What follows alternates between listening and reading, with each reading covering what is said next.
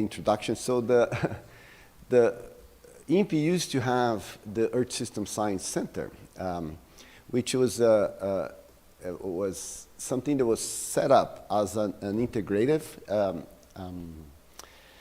structure for interdisciplinary science. This was existed for about 10 years, and then there was a little change. It's a division now, but working with impact, adaptation, and vulnerability.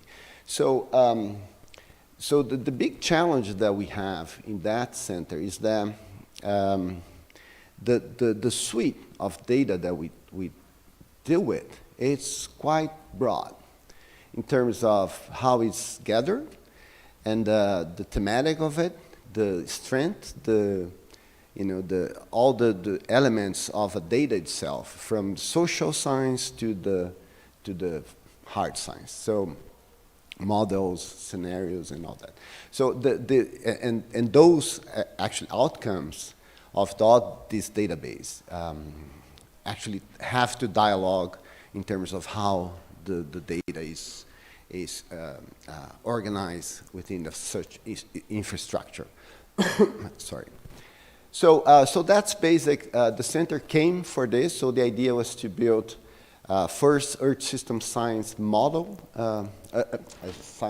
Earth system model for Brazil, and that would integrate like the physical climate to the biological, complexity to the human part of the, of the Earth system, and that has evolved a lot. Today, there is another effort that derived from that one that is being built again. So several universities and INPE are on that effort to have a Brazilian model on Earth system model.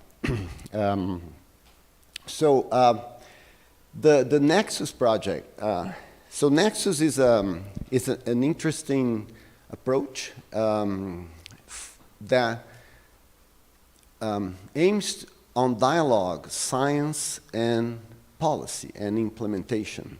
So, and why that? Is because, in fact, what you need to do to define a specific solution for a problem, you need to look at that problem in different perspectives and from different angles. And what NEXUS tried to do is try to bring those different elements together for a specific problem. And from that, actually to work weighting those things to see how much you can get there. So, it's basic an integrative action. So you need people working together. You need a suite of effort to actually to move along. So, so the next project started as an integrative project from our center. So we got all the different divisions from the center together. So okay, we need to look to this and where that goes, what we need in information, what we gonna measure, what information do we have, what sort of data do we have to be able to move along with this idea. So that's basic how NEXUS came along. NEXUS, it's a research project funded by FAPESP. It's what we call a thematic project from FAPESP. And then Adapta Brasil is something that derived a little bit from that. I'm going to show very quickly how that, in fact, allowed to have something that was implemented into the government planning for adaptation in Brazil. So that was basically the idea. And then we carrying on the PARSEC project, we thought that could be an interesting environment to connect PARSEC to to an effort, to an interdisciplinary effort as the one, because PARSEC already has this sort of a pillar, and we think that NEXUS as well. So, oops. Okay, so that was just the first slide. All right. Okay, so So that's the name of the project. So we actually had two regions in Brazil, which is quite emblematic for several questions, which is those two biomes here. I'll go through a little bit on the talk, but Cerrado is where most of the expansion of agriculture is going on in Brazil. And Caatinga is a semi-arid region, which is emblematic culturally and also ecosystem uniqueness for the whole region. Yeah, so, and the idea was to work with specific issues that you can see that are integrated, so water, agriculture, and energy, so they kind of, the needs, they feedback within themselves, and the solutions are in general individual or unique for say they don't talk to have a planning, for instance. Sometimes they do, but not that much, but it should. Anyway, so that's the idea. Oops. Okay. I got the first time. I don't know why I don't. Where? There. Okay. Maybe not. Oh, there we go. Okay, so so we're talking about two big regions. So Brazil there. So this is Cerrado region. It's about 2 million square kilometers. This is about 900,000 square kilometers. So so the idea is to have this mode-scale approach. It's a mode-scale in terms of thematic. It's a mode-scale in terms of area. And so, and then the idea is just how you do a present diagnostics of your problem, how you project that. So where are you going to go? So how that's going to, you know, talk to each other to have, you know, a path to the future. So that's the idea. So we're working with qualitative and quantitative scenarios, which is, you know, indicators for the future. And we're also looking with specific cuts in the landscape from, you know, from those big regions to, you know, to watersheds and municipalities that kind of have the same sort of a socioeconomic and socio-ecological setup. Oh, that's the one. That's not the one.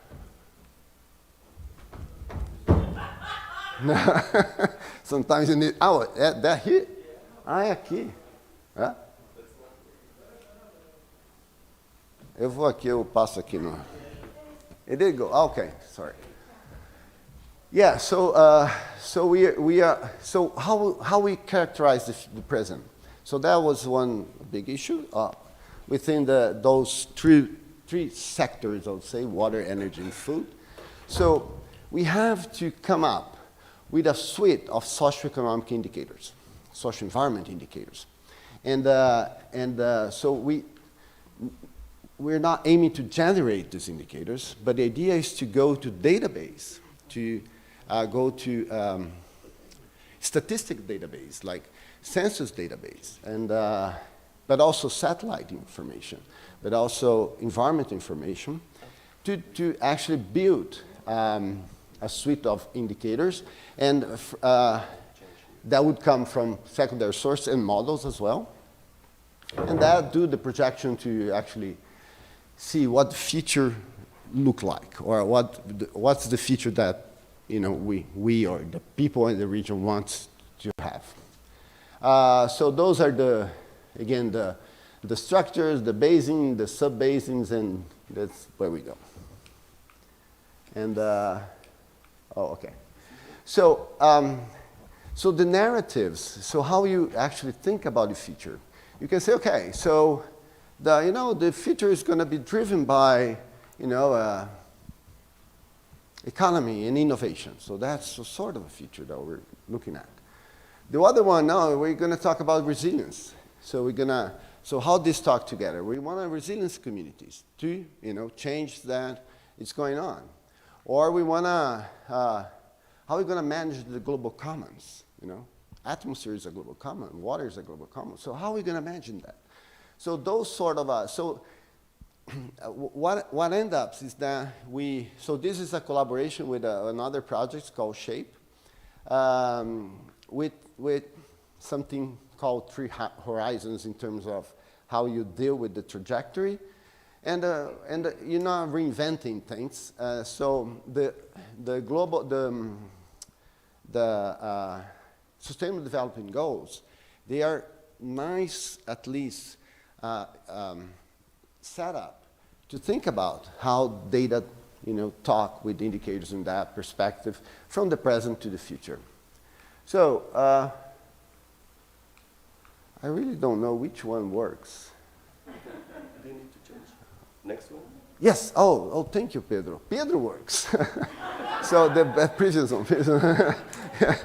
It's okay. So that's the whole conceptual framework. So we need to weight the information. We need to actually have the conceptual framework, and so get the data. How we actually composite the relationship among the different data selection, metadata. So when we're talking about, so it's a workshop on data, it's not a workshop on scenarios, but the thing is that if we don't have this absolutely trustable, transparent, accessible, and stable, if you want to look in the future, you cannot do those sort of work.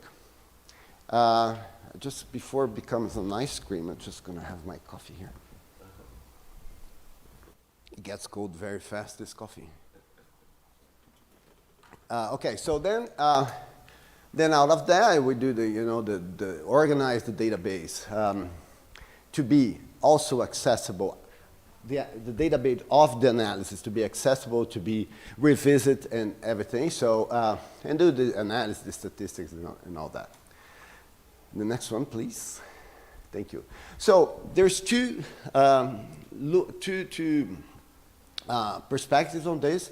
One that we start, sorry it's in Portuguese here, but when we start with the elements that are critical for those three big, let's say, thematic or sectors. So the agriculture production, conservation, greenhouse gas emissions, and soil degradation, climate risk, water availability, energy, and all, and how that dialogues through indicators that are weighted by statistic or by consultation with experts, which are the focal points, and how that dialogues with the ODS, or the SDGs.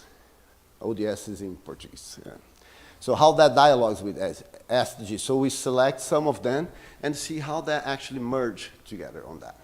Next. And you see here things actually, they sort of integrate. So we have indicators that, dialogue with conservation and land degradation, and that's for like greenhouse gas emissions, connects to conservation and biodiversity. So all this sort of thing kind of, they talk to themselves in such way. Next one, Pedro, please.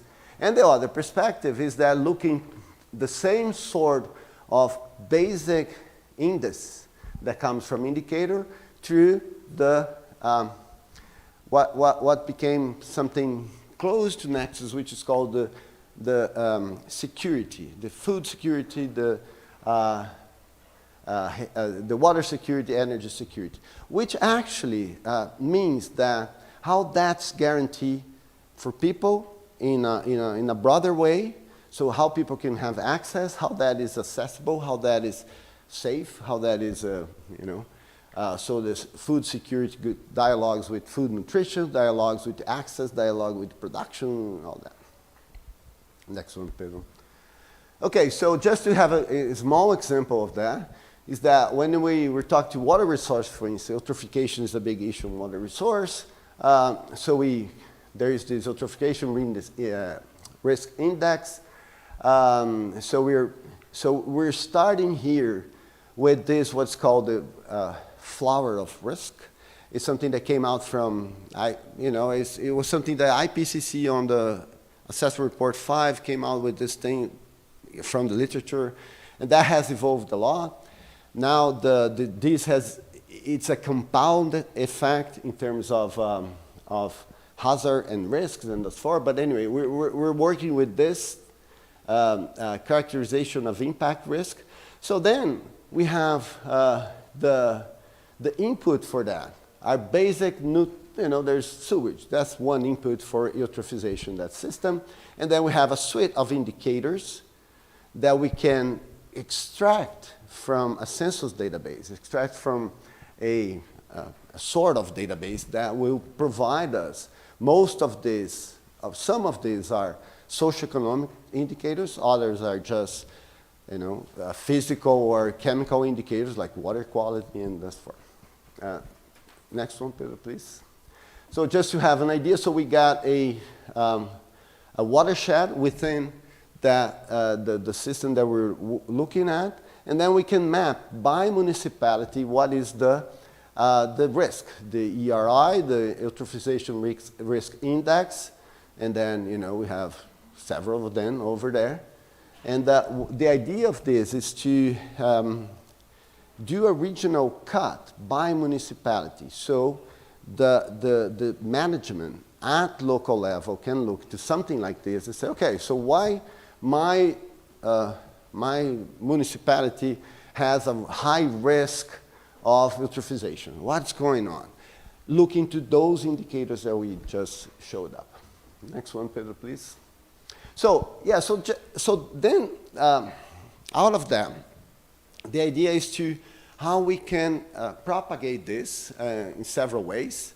So then we're looking to a modeling framework for the NEXUS, which dialogues a lot also with how data is accessed, how data is organized, how data comes to here. So from climate model to land surface model here, which is it's something developed within CCST, within INPE in general, but so how this dialogue with land use change modeling, how this impact what we just saw, a little eutrophization modeling, so use efficiency of such a nutrient, other socioeconomic indicator related to land use, and then we can model projection of land use, look using a specific model that deals with all these parameters in a way of,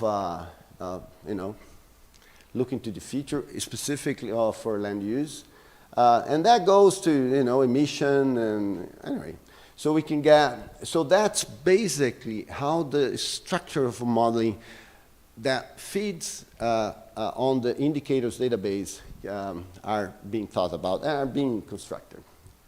So next one, Pedro, please. And then for the scenarios, what we're doing, so it's a completely different perspective in terms of generating data and looking to that. So this three horizon pathway here, those sort of curves, they say, okay, so what's going on that we don't want to happen anymore in the future? So that's something that you talk to people, say, well, what is going on that we don't want to happen anymore? Or what do you think that has to be implemented for the transformation to happen? To change patterns, this has to be persistent, or this has a specific action, and the transformation occurs and doesn't have to be anymore. So that's another important point. And what is the effective or the net transformation that we want? And when you look to that in society, it's a broad perspective. And if we do a small survey here, I'm sure that we're going to have, a variance in terms of a specific expectation where we're looking to that. So and for that, well, we need to talk to people. So bring this, all this perspective to generate data at this level. It's as important as, but also it's a challenge in terms of how you organize all this sort of information, which most of the time is qualitative. into a system that you want to model. So, that's basic part of the challenge. So there's several paths for scenarios building, but we're not going to that. But it's so that's basically how the whole setup of Nexus is working on. And then what we saw, and I'm gonna actually drink a little bit on Jeanette's slide. So the next one, please. So so that became an opportunity to have so PARSEC is looking to indicators of sustainability from specific conservation units and communities out there. So what are the elements, dialogues that we can, from a remote sensing perspective, identify those elements? So I think this is, just a great opportunity. This is going on. There's 2-3 slides. I don't know if Jeanette has shown this already, but it's just how this collaboration is coming on. I think Ali is coming coming into this very, very nicely too. So next one, Pedro, please. So, next one. I think, yeah, it's all Jeanette's slides, yeah. That's much nicer than mine, but anyway. So, this selection of the municipalities within those areas that actually can use the PARSEC methodology to, it's not a counter check, it's another approach in terms of defining the criteria, defining how you set up the data set, how you actually analyze that information. And within that, okay, so can we do, so using the protect areas as an element of sustainability for Nexus project was not, was part of the system, but was not a specific action. And I think that PARSEC came very nicely on that. And, look in terms of those environmental, socioeconomic indicators that can actually dialogue among the two projects. Next one, Pedro, please. Now it's not working anymore, for sure. I think that was the idea, so it's not working, is it? Yeah. I am working. Oh, Pedro, I'm not going to throw you on the ground. Oh, my God. And now it's all fall apart. Sorry. So, yeah. So those are, we've seen those areas. Those are all the protected areas that they extracted. And this green area is the whole territory that actually is within the Nexus project. So there's other, biomes and how those dialogues along, the interface between biomes. You see we have much more protected areas in the Amazon than we have within those regions. And those river basins are also the downcut from biomes to a regional, to a spatial, smaller spatial definition in the area. So yeah, so that's a working in progress. Also, yeah, next one, please. Yeah, so this is a working in progress, working that's been going on actually, that Jeanette and the group is conducting. And I think that's really how this dialogue can move on. Next one, Pedro, please. And that's all the structure that they are putting together for that. I'm kind of paranoid with this that I just broke. Okay, so next one, Pedro. So now, so how this actually, so that's nice. It's a research project. There's research money on this, so we're developing science. We're building strategy and knowledge, and the idea is how we can discuss this into a different level. So can we bring this to a platform, a mechanism for decision making? So how this can dialogue to effectively to people that are managing the specific places in the country. So next one, please, Pedro. So what we did, we say, okay, so this works. With our little flower, different a fattier flower here now.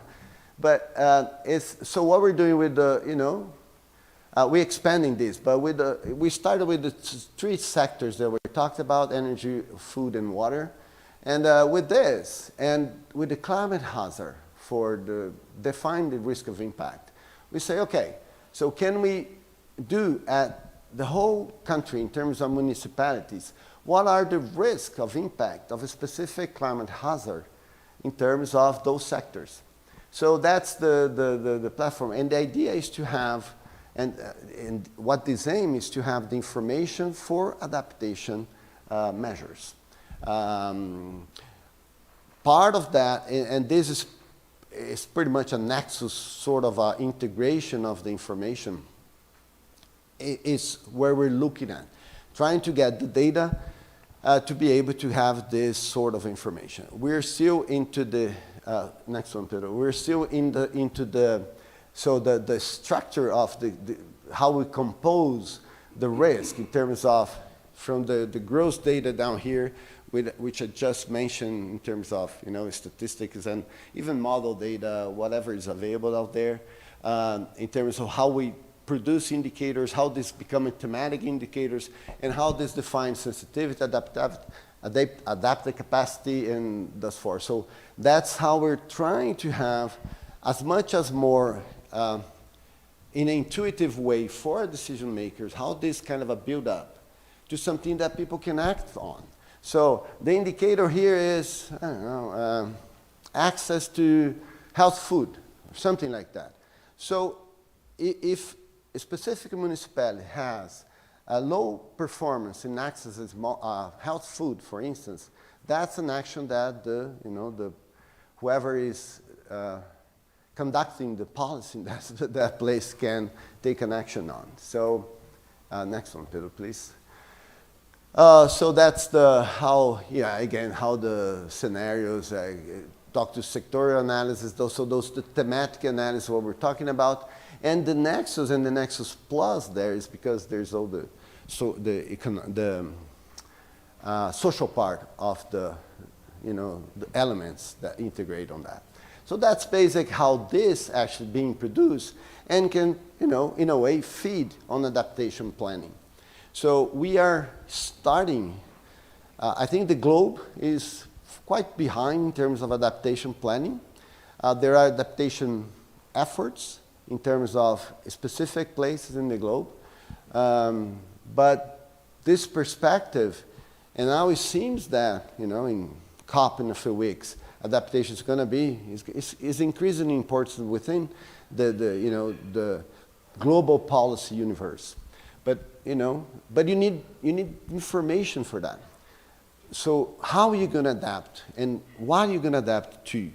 And what is the problem associated? So those sort of, the importance of the transparency and the strength of the database is critical. So for instance, we work with the census data in Brazil from 2015.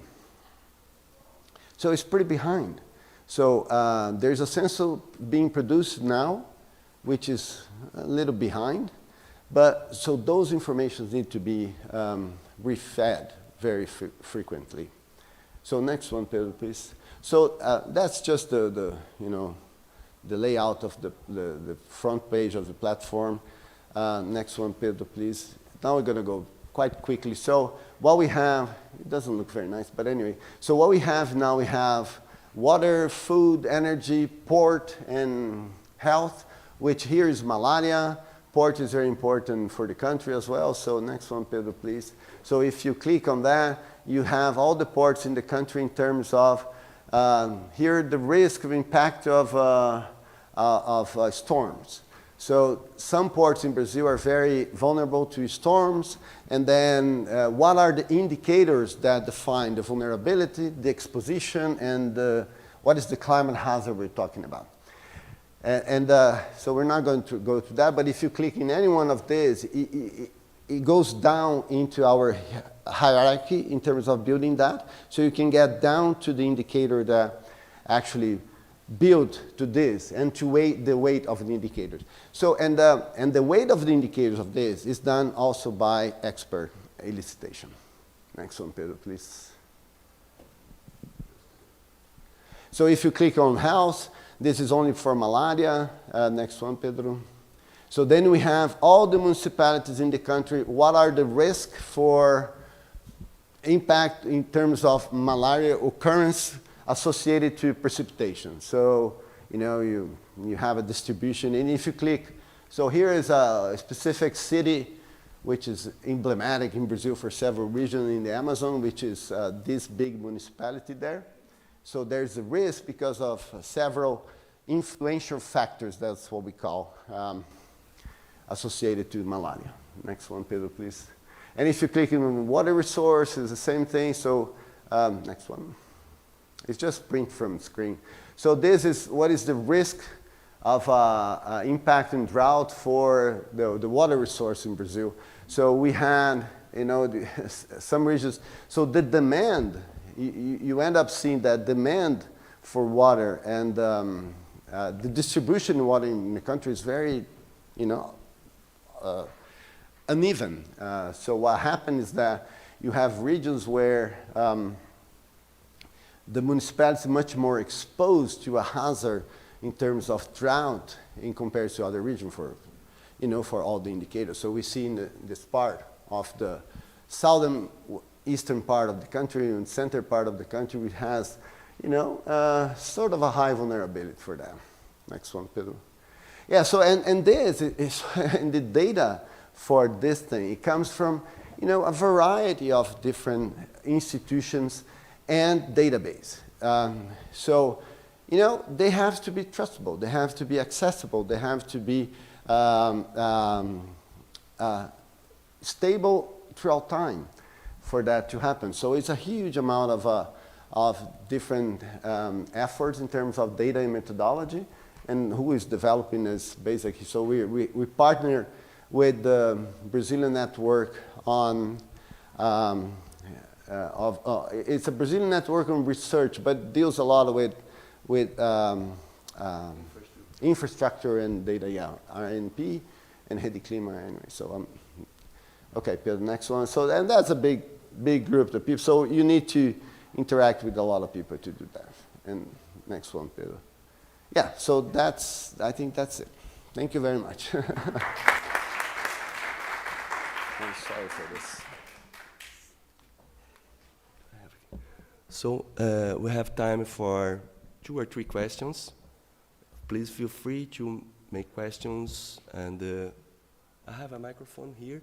I think if you, we have opportunity for people that are online, maybe could be make some questions on Zoom or YouTube. So feel free to make questions, okay? Oops, we have 2. Danton, please. Okay, thank you. Shall I go first? Okay. Ometto, thank you so much. That was absolutely exciting. There's one slide that caught my eye very loudly for the work that we're doing within PARSEC and other work that's happening within AGU. And it was the one where you were talking about, you know, how can we change the direction of a particular action by different ways to transform it. And I think I just want to ask you a little bit more about that, but realizing that any culture change, any change in behavior in a you know, worldwide movement will require a number of actors coming up with those different opportunities to help transform what's in front of us. And for this Nexus project, could you talk a little bit more about that? Sure, Shirley, thanks. I think, yeah, it's a really critical issue that where we are dealing right now. So first thing is, so there is a suite of scenarios that's out there that actually look to the evolution of society in general, the global society, through a different path. That is, okay, so what is going on now that cannot happen in the future for, I don't know, like carbon emissions, let's say, to get an easy one. in the future, and what has to be done to that change in terms of not only mitigating, but changing economy, changing behavior, changing a lot of that stuff. So there's global scenarios on that. They're not always dialogue with the local scenarios, and they're not always like dialogue with people expectation, because in this same perspective, the emissions might not be a problem to that specific community. I don't know. A small community in the center of Brazil, what they contribute to that. So that might not be a problem, but the transformation is. So the issue is not to cut emissions, for instance, but it's to transform the way of doing a production or something like that. So I think that's a huge challenge we face, that we need to go and to have action on those directions. And it's not trivial to do at that level of discussion, in like for a country, decision in terms of, future planning. So you need kind of a look in a broader way. So the global scenarios help at that perspective. But he has to be, I don't like the downscaling of this, because it's not really a downscaling, it's kind of it's an upscaling, it's an emerging need or expectation from those different communities. So this has to dialogue. That conversation needs to get to the decision-making universe to have that opportunities. And what I think is coming very strongly is that the level of potential impact through those climate hazards, it's increasing. In several regions in a different way. So this has to be discussed. And the expectation is that, so for instance, we did part of this work in a region where soybean is expanding a lot. And they need water for irrigation. And it's a semi-arid region, soy likes, because they develop cultivars for that, a genetic improvement. But, you have a limitation in terms of water resource. And the water resource is not only there for soybean. There's other part of the system that likes water too. And so how that actually, and the expansion of this it's going in a way that's not really being considered in a broader perspective. So when you guess, okay, so you burst the economy, you have people selling things, and the market has more resource in that specific area because this is a sort of an economic vision of a specific sector, and this has to be the expectation in the whole part of the community has to match that in some way.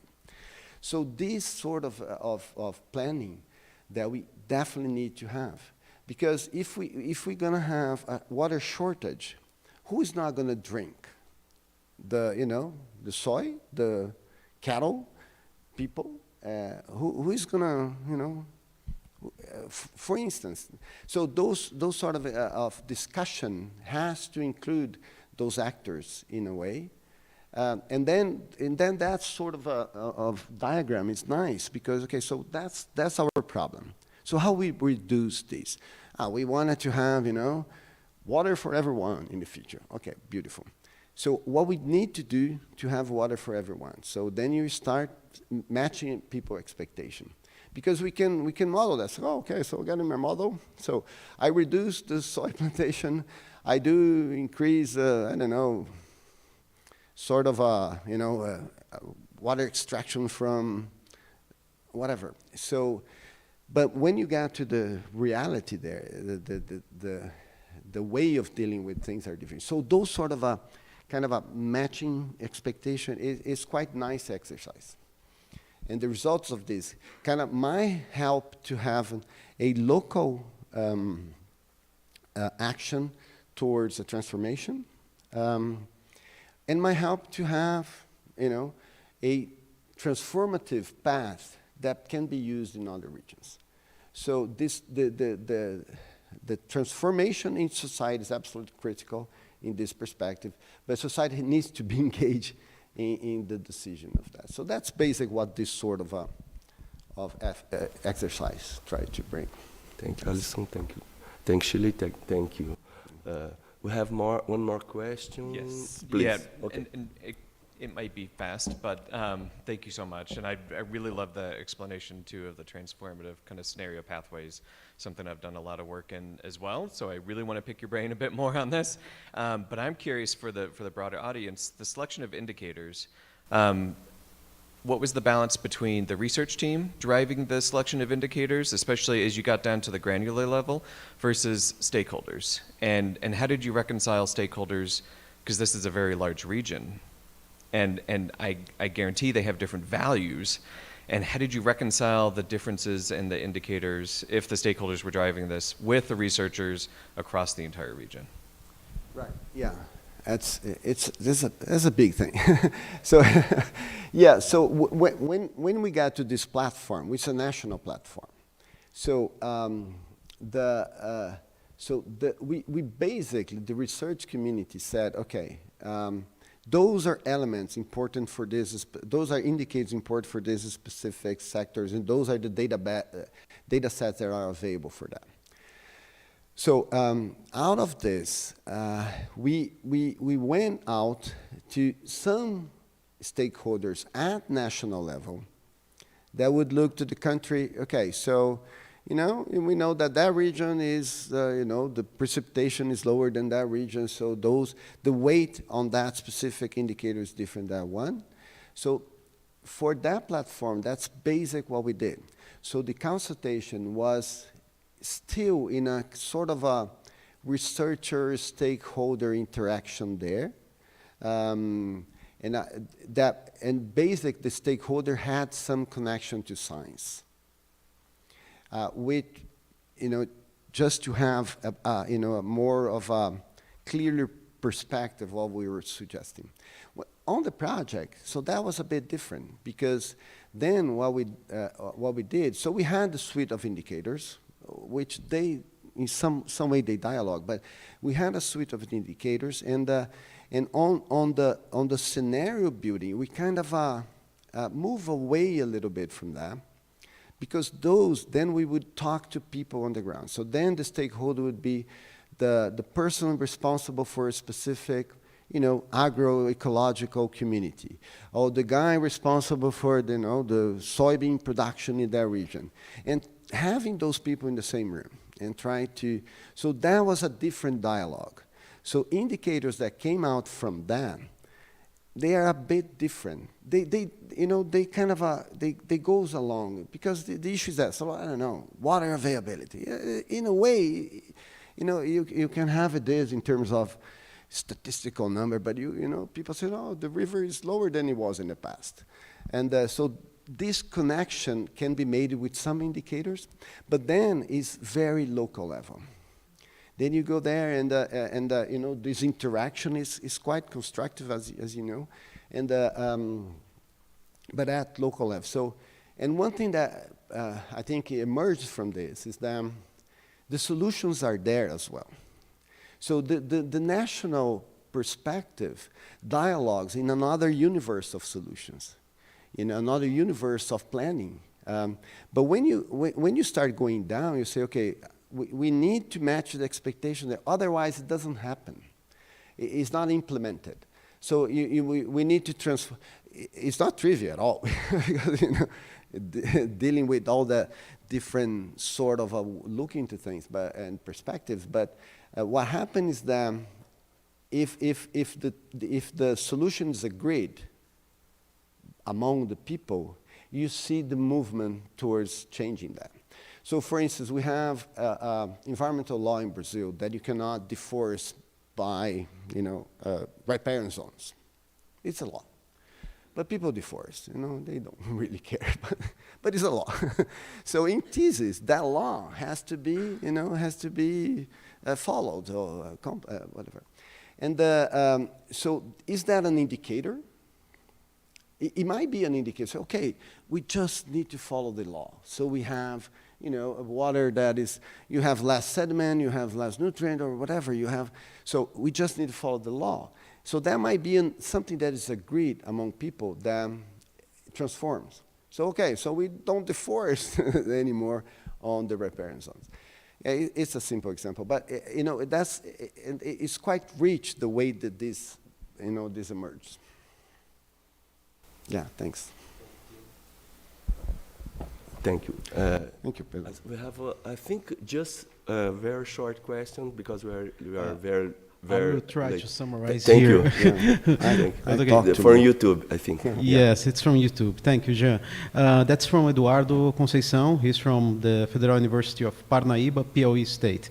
He's concerned about this press release about a power plant, a hydropower plant that's being constructed in that region that will affect the water regime. He says that the amplitudes runs 80 meters, dry to low season, and there are a lot of native peoples that will be affected by these lakes. So he asks, how to adapt resources and mitigations for this situation? How would you do that? What do you think about that? Yeah, it's another big question. So there is, I think we need to modulate the perspective of energy demand in our society as well. And that has to be done, because otherwise so the growth is all associated to the energy offer, the availability of energy, and that's fine. But the problem is that how that modulate with the need for transformation. So Brazil has, as we know, a very it's not even distributed in the country, but has a very rich water system. There's water sourced a lot. So the hydropower energy, it's something that really, it's the main power source in Brazil. It's, in thesis, less, in terms of climate, it has a lower impact than if you produce the same amount of energy out of fossil fuel, for instance. So it's not a fair comparison. So we have to get away from this comparison. But anyway, so it is a comparison.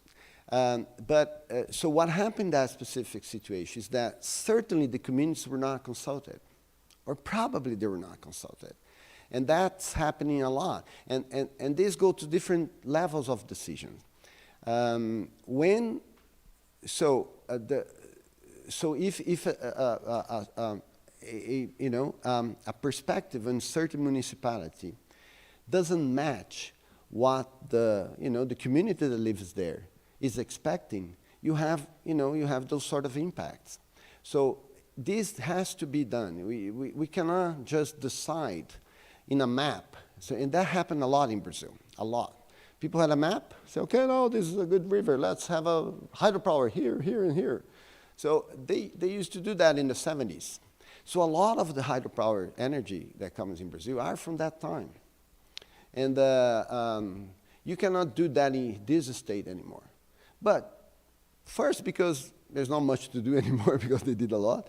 And second, because the regulation is very strong.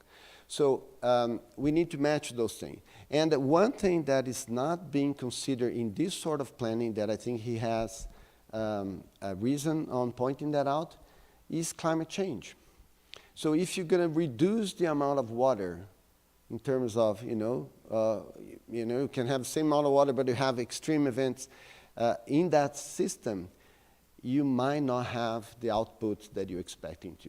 And that has happened to several reservoirs, hydropower plants in Brazil. So I think it is a huge problem. This has to involve the community and to the expectation and to the decisions, and has to have a regional plan in terms of alternatives. So what is the alternative if we don't have this? Do we need to connect to a specific solar plant somewhere? Do we need to connect to other source of energy production? Is biomass available? Is something? So those sort of things need to be thinking in a integrated perspective. Otherwise, we always going to do efforts that might not last and impact a lot. Okay.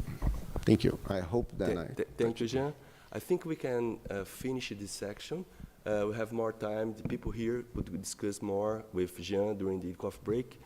Now, thank you, sir, very much. Jean. Thank you.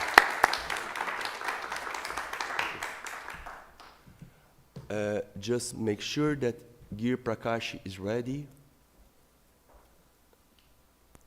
Mr. Gir? Hello, Pedro. Can you hear me okay? Awesome. Fine. Good morning. Good morning, Bom dia. I think everything's okay. Could we start, Gir? Oh, sure. Yeah. I will do a very short introduction, but you can continue to introduce you and you can complement her, okay? Thank you. Thank you, Gir. Mr. Gir Prakash, he is the responsible for all data management of Aerosol Research Measurement of the Department of Energy of the United States. So, Gir Prakash has a strong work with data scientific data management and the data analysis for 30 years. So, please, Gir, thank you very much. Could you start? Thank you. Sure. Thank you, Pedro. Let me fire up my screen. Yes. Are you able to see my screen yet? Or Yes. Perfect, Okay. Gir. Perfect. Yeah, thank you so much. Good morning, and I'm Giri Prakash. Pedro, thank you for inviting me to present our long-term collaborative activities. So yeah, I manage Department of Energy's Atmospheric Radiation Measurement Data Center, and I'll be providing quite a few examples from this program, as we have a very strong ties between USP and the Oak Ridge National Laboratory. So I am from East Tennessee in the United States, and I work for Oak Ridge National Laboratory. It's a Department of Energy National Laboratory.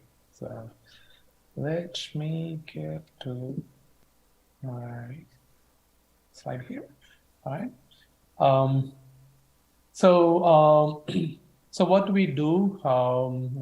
ARM, which stands for Atmospheric Radiation Measurement. It's a national user facility. And so we have been collecting high resolution atmospheric measurements for the last 30 years. In fact, 2 months ago, we celebrated our 30th anniversary. And we still have the very first data that we collected in a tape drive. So what we do, what is this data for? It is primarily to improve the understanding and representation of Earth system models by providing high resolution atmospheric parameters. And we have over 500 high-resolution complex set of instruments that complements both ground-based as well as the aircraft-based measurement strategies. Okay, so in this slide, you see the map, and the blue dots are the ones that what we call as long-term observatories. One in Oklahoma, United States, the other one is in Alaska, the other one is in Azores, which is a small Portugal island. And we have been operating in these observatories for quite a long time. On top of it, the gray dots that you see there are our mobile facilities, where we ship multiple container full of instruments to various places on the Earth. And we've been to Brazil, and we are back in 2015. and as part of this mobile campaign deployment. And we were there over a year studying aerosol measurements, which I'll be talking more about it.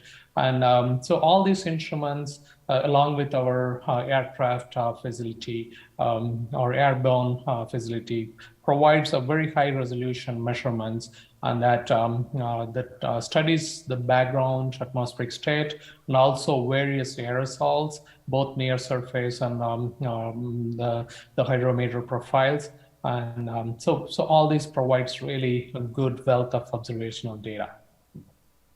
Okay, so as I mentioned, we are celebrating our 30th anniversary. And when I started with ARM back in 2002, it was like 20 terabytes, considered big data. Then we grew from that to 1 petabyte back in 2016. And then now we are a little over 3.7 petabytes as of yesterday. So we are growing quite a bit thanks to all the radars and high resolution models and other field campaign data products. And all these data that we generate securely transfer to the ARM data center here at Oak Ridge National Laboratory. And then we go through various operational activities such as data quality assessment, data ingest, creating a really high, rich set of metadata, not just for discovery, but also for the use, and create additional science product. And then we archive that data and provide robust computing clusters to the scientific community. So as a community cluster. Okay, so ARM Data Center, which provides a very modular, scalable, robust computing ecosystem, and from now on I will call this as ABC, and it is not functioning alone. And we want to be on par with the best practices and for both data management as well as data sharing. So we are actively engaging with a broader community and continue to review and upgrade our capabilities. And just to give you an example, we received the recognition and certification from COTRASIL as well as the Office of Science Public Reusable Data Resources. So we spend extra mile making sure the data is not only basically follow the FAIR, but beyond FAIR, like what can we do in order to provide this data interoperability. Okay, so now, so that's the background of the program that I'm involved in. And so thanks to Professor Pedro and his team, we have established a very strong collaboration for the last 10 plus years, actually, almost 15 years, if I remember correctly. We back in 2018-19, we actually did a memorandum of understanding between University of São Paulo and Oak Ridge National Laboratory, primarily to foster the collaboration between faculty, students, and scientists on the data management. And we have produced quite a bit of outcome from that. And we actively participated in all the previous data workshop that EPUSP organized. So you're all in the 6th the conference. So this is our 6th conference to participate. And so we produced quite a few white papers, concept papers, and we published our work thanks to Pedro's team there. And so, yeah, we also share expertise and knowledge with regard to the FAIR data principles, and as well as like how do we make use of FAIR as part of our day-to-day operations.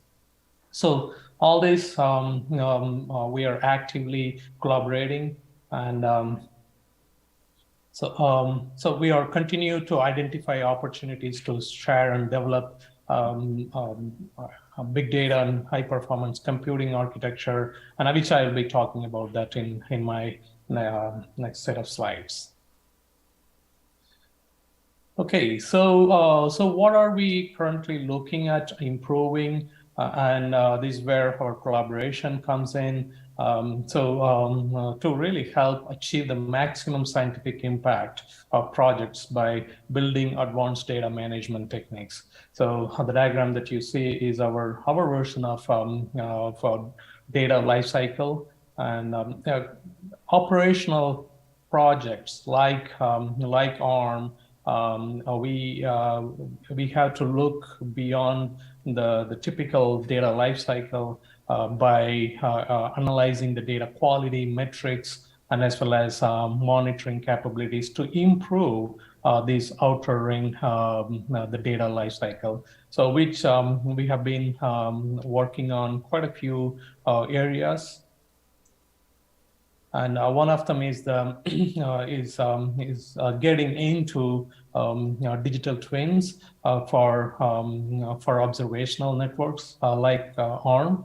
So the idea here is to really conduct a field campaign without going into the field, and that would give us enough details and decision-making capabilities or information before we deploy the field campaign. So yes, you have seen my previous slides. We have been doing quite a few field campaigns. Just last 3 years, we had done over 52 field campaigns using all of our observatories, including the mobile observatories.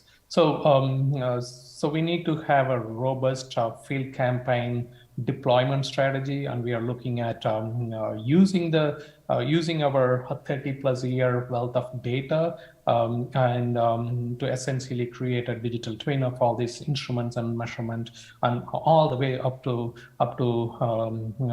figuring out the field campaigns. So so that's one.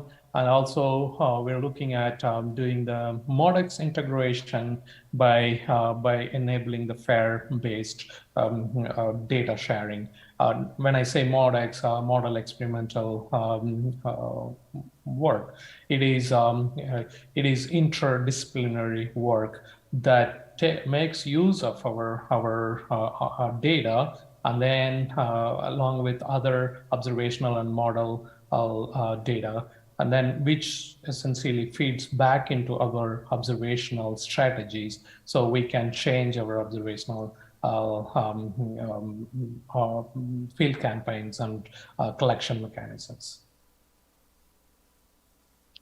Okay, so the other thing that we are looking at continuously improve is our data collection capability. So our site data system, which connects to all these instruments distributedly within those observatories, are already very robust, and we have deployed this capability from Arctic to Antarctic, and on a mobile platform like icebreakers to cargo ships. So it's really working well, and we continue to improve it. And we learned quite a bit when we were there as part of the Go Amazon campaign back in 2015, where we deployed our instruments and sensors both near Manakaparu and Manaus.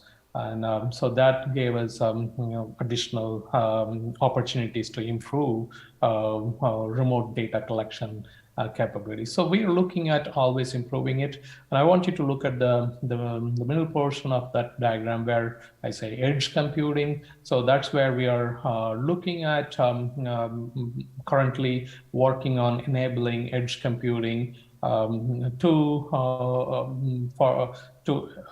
really provide near real-time data analysis capabilities, but also advanced monitoring, as well as our data reduction, right where we collect the data. So all these things can be achieved with edge computing. So we're also looking at making use of the 5G as well as other recent satellite capabilities such as Starlink, to essentially have near real-time data access as well as monitoring of our instruments. So with the tens of thousands of data streams that users can pick from, it's really necessary to help users with this data selection process.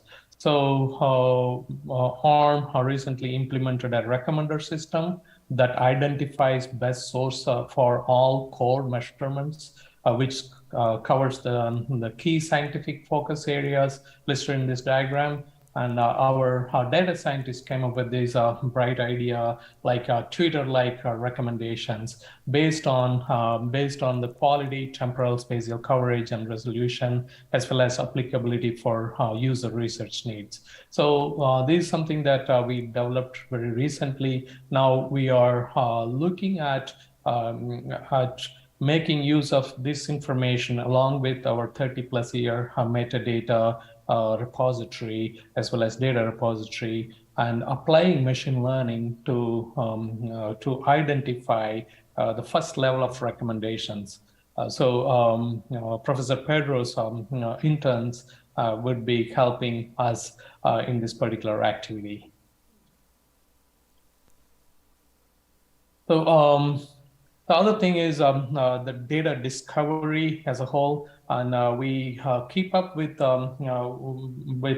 user requirements and the needs of today versus the future, and we continue to improve the overall data discovery aspect. And so we recently had developed this 6th iteration of data discovery interface, which makes use of the recommendations I mentioned before, and also additional things like data tagging based on epochs or golden periods, and near real-time access via secured web services, and seamless access to data quality information, either through machine-readable form or visualization capabilities. And we are looking at, again, improving this data discovery with modern, the actual data-based search capabilities. Again, Pedro's students are going to help us researching this activity in the upcoming months. So the other thing I wanted to bring and talk briefly is our computing infrastructure. So as I mentioned, we have over 3.7 petabytes of data in our archive, and users typically still go to our data discovery and basically ask for data, and which we ship it to them via various protocols, including FTP, Globus, and Threads, and other protocols. But oftentimes, users who want to do a long-term climate study, they need to have access to petabytes of data. And for that, we can still ship the data, but they may not have that much storage space and computational power. So a few years ago, we deployed this high-performance computing cluster for our users, and we have enabled quite a few projects to make use of this cluster. Right now, we just deployed our 3rd iteration of this, which contains over 16,000 computing cores that tied to our storage, which is a little over 10 petabytes in total. So one question that I often get is like, how do you manage, or how do you provide this level of computing and archiving capability with the limited budget? So a very fair question.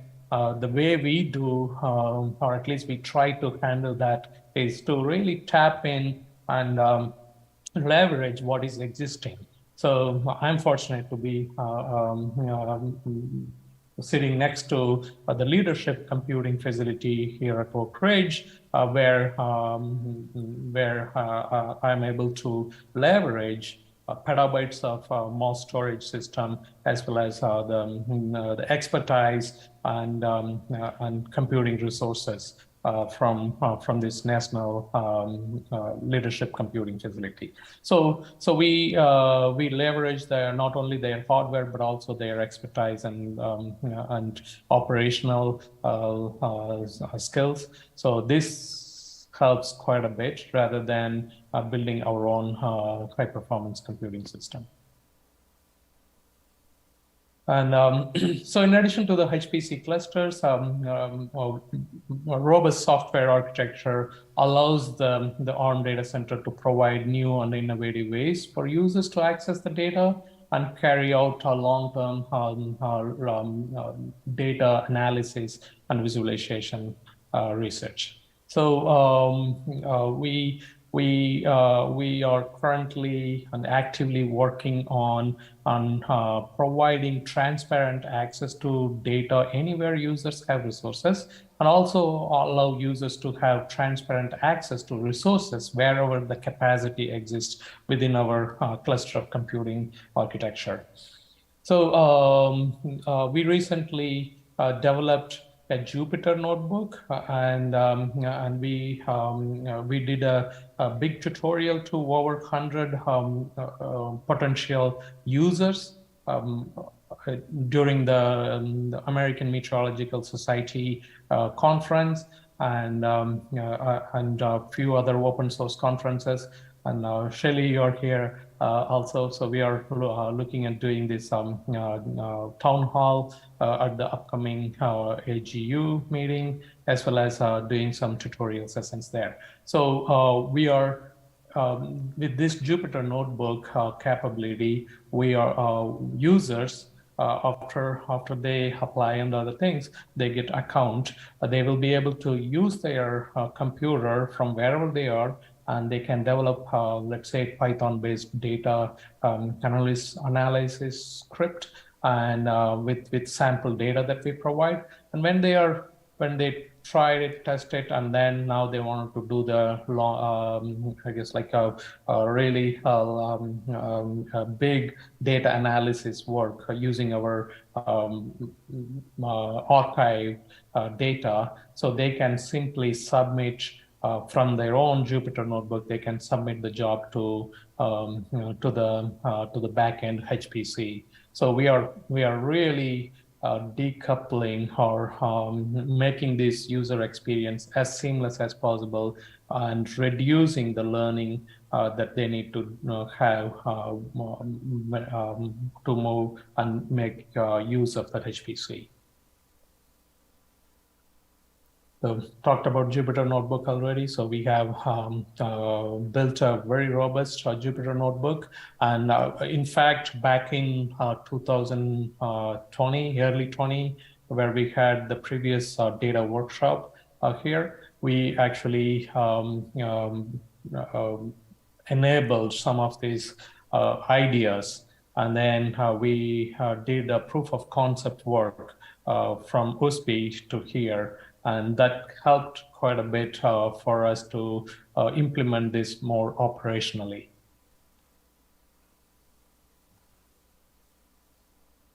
Okay, so talked about quite a bit of data management side of things, but looking at data interoperability for the current push on AI, and in the future, whatever that may be, we are developing some capabilities based on our decadal vision, and which we recently updated our decadal vision, and it's published in the ARM website.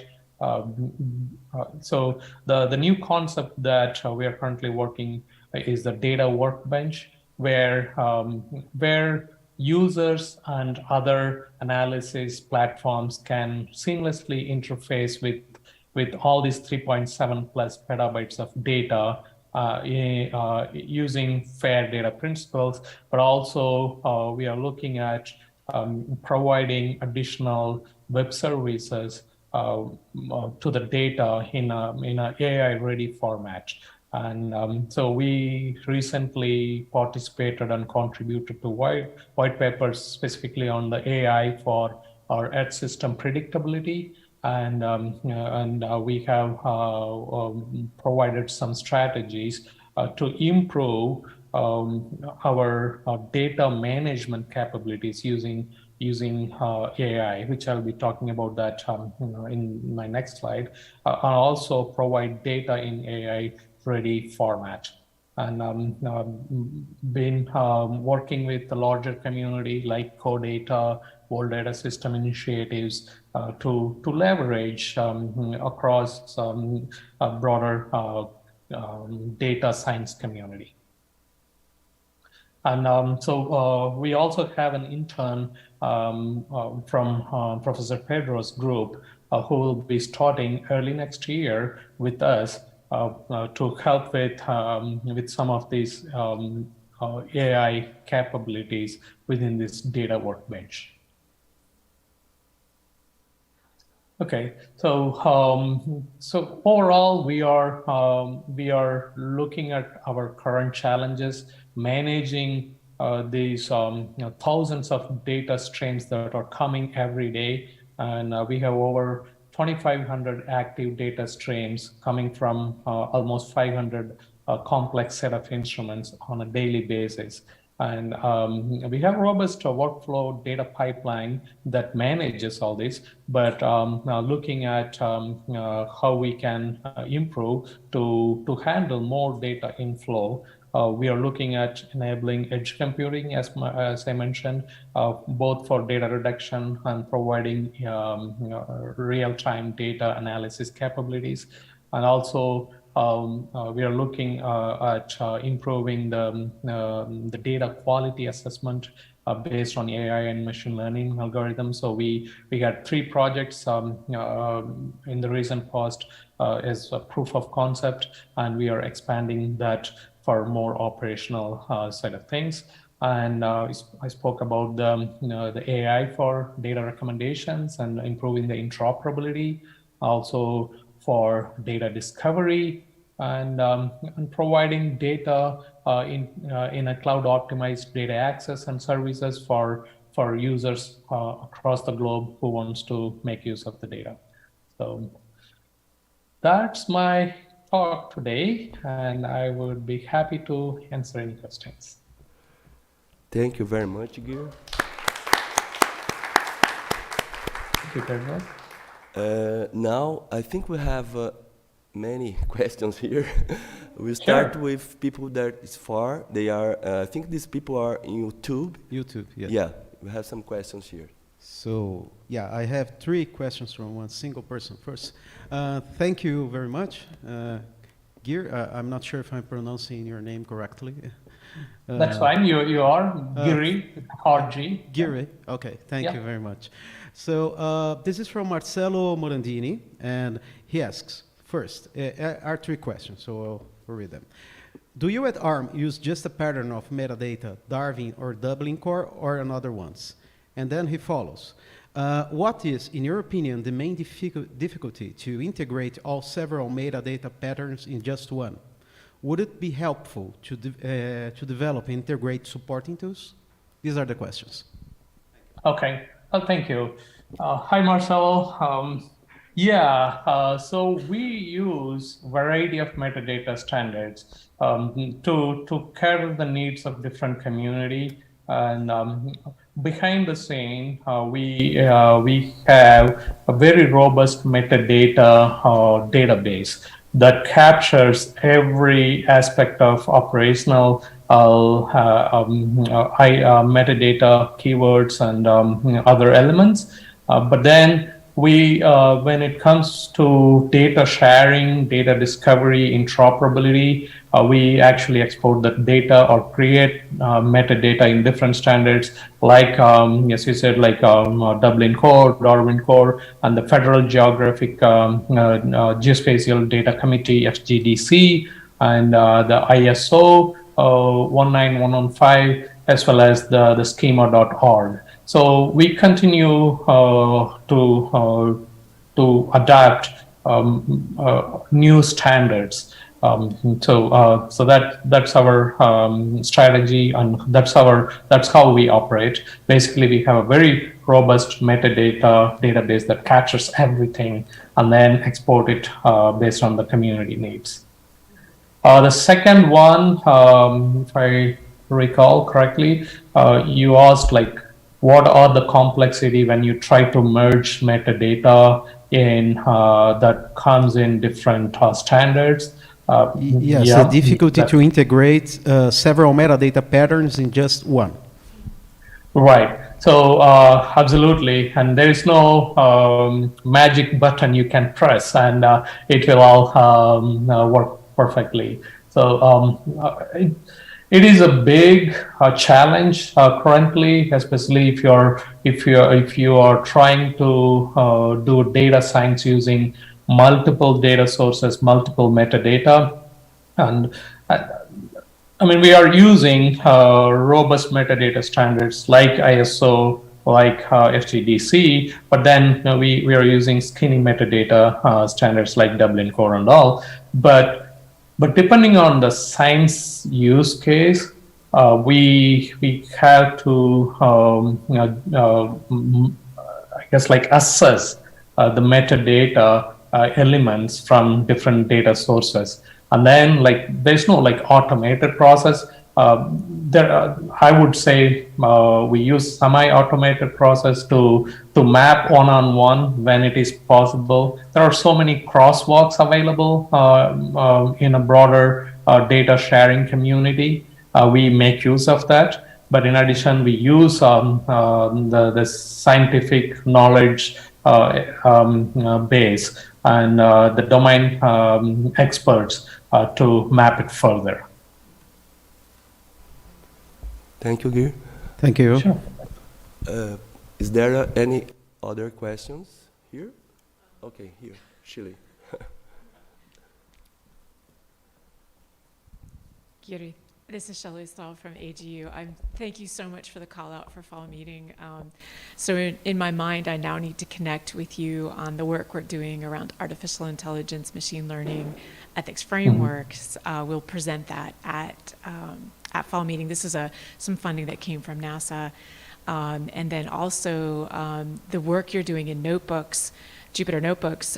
We are kicking off in November an effort to add as a format type in publication an interactive Jupyter Notebook, and piloting that through our own system, but also then documenting how any publisher can do that for any discipline.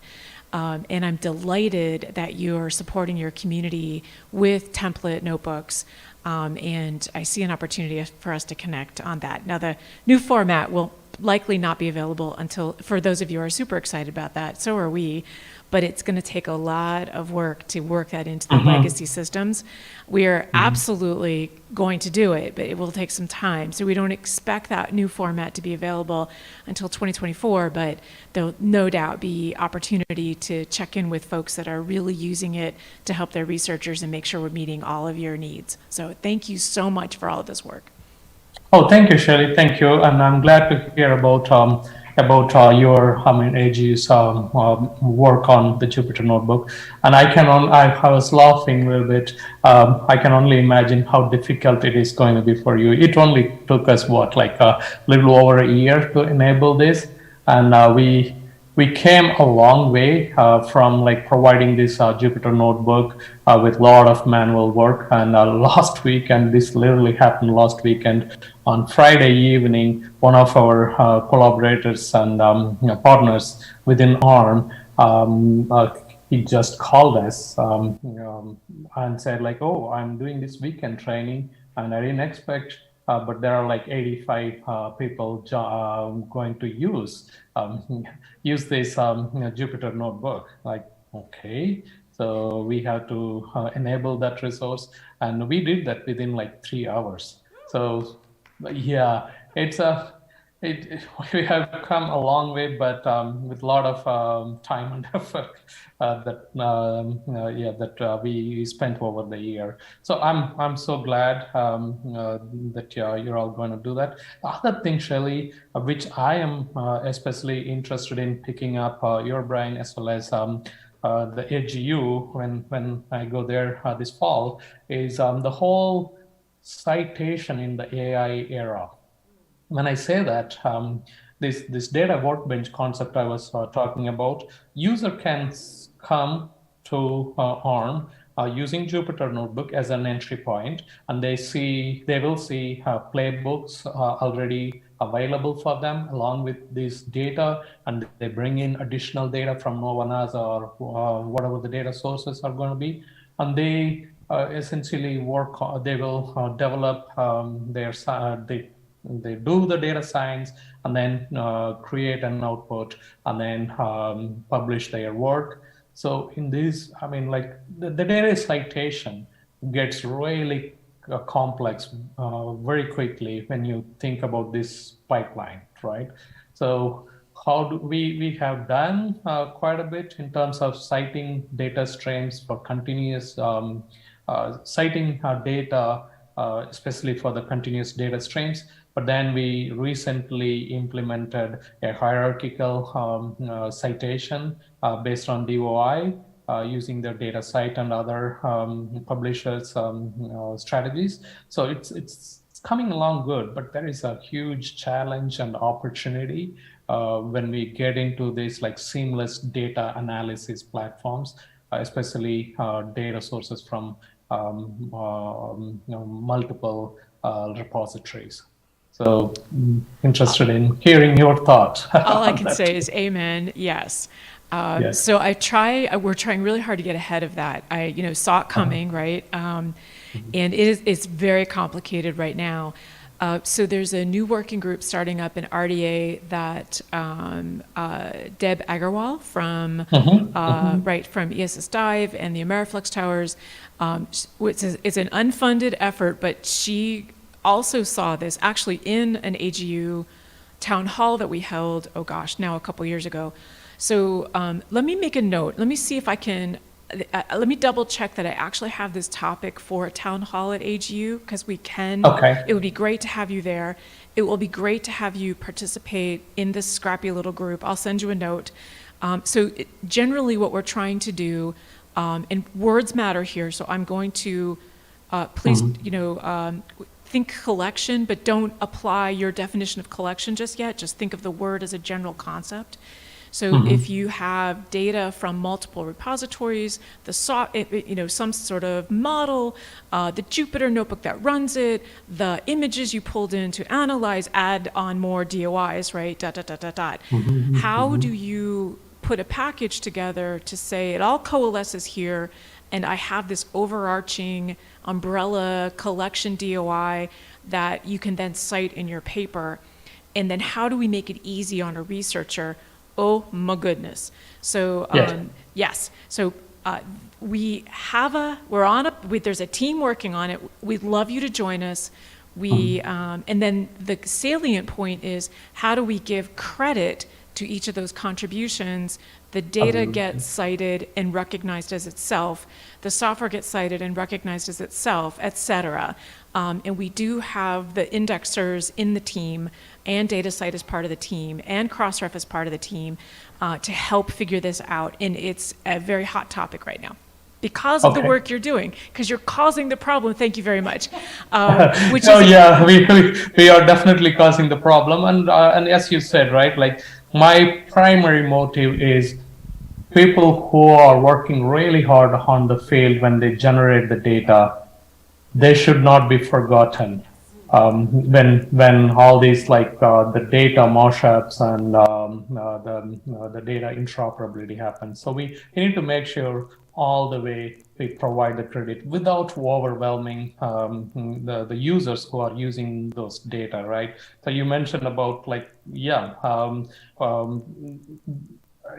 about how difficult in citing some of these data products, and I'd be very happy to share what we have developed over the years. In fact, one of the conferences that when I spoke about this, I think it was during the co-data meeting long back, we came up with this hierarchical citation and so on. And one of the user community meetings, I was challenged with like, hey, Giri, like, yes, this sounds so fancy and all, but I'm not going to use yours because it's too complex. So then I went back to the whiteboard and talked to quite a few people, including Mark Parsons and from NASA, Mike Frame, who is in this call, and came up with this strategy of essentially providing a DOI or citation generator so that conforms to various publisher standards. So the user don't have to manually type in, but it'll be still using a simple citation, but it would almost ensure you the data reproducibility. But again, the whole thing is still evolving, and I'll be with open ears all the time. I love the fact that you have a citation generator. I'd love to see what you were thinking. And there are cross-site. So for those of you listening, CROSSCITE.probably.org is a tool that Crossref and DataCite came together to build in order to do citation generation. So that's available to anybody, and it works for data sets and software and also journals in case you, and just know that if a journal is using all of those different style guides, just know the DOI matters the most. Follow the journal style guides, but yeah, the DOI matters the most. And reminding you all who participated in the workshop this week, please go to zenodo.org, look for the PARSEC community, PARSEC, and hunt down our data citation and documentation guidelines and software citation documentation guidelines for this battery dying, and make sure you have all of this information because we provide you with all those tools there. That was a little promo.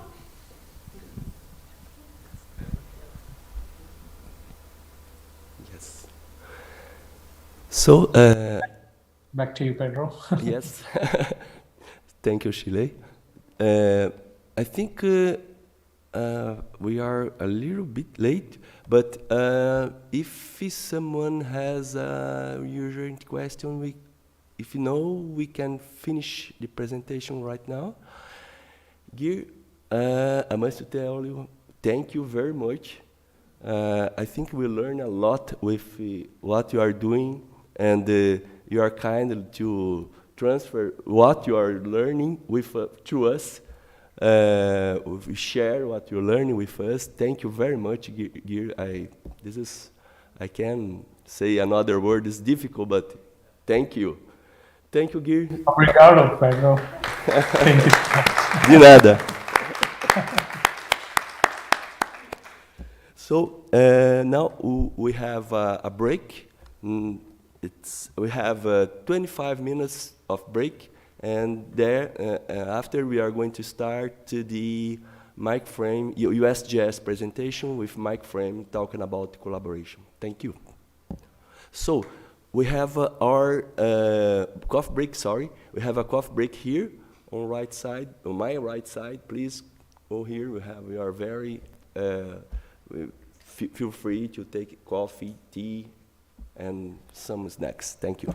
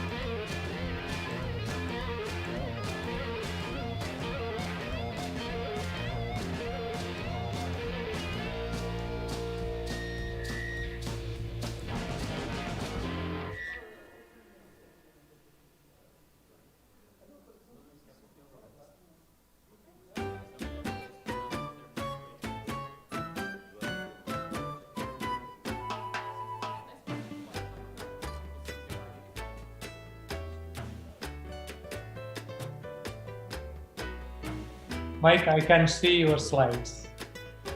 Okay, thanks, Gary. Sure. Hey, Mike and Gear. Great to see you guys. Hey, Pedro.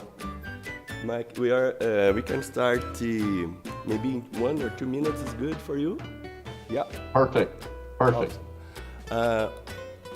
I will tell the people they are here in the coffee break. In 2 minutes maximum we can start. Okay, Mike? Okay, sounds great. Thank you.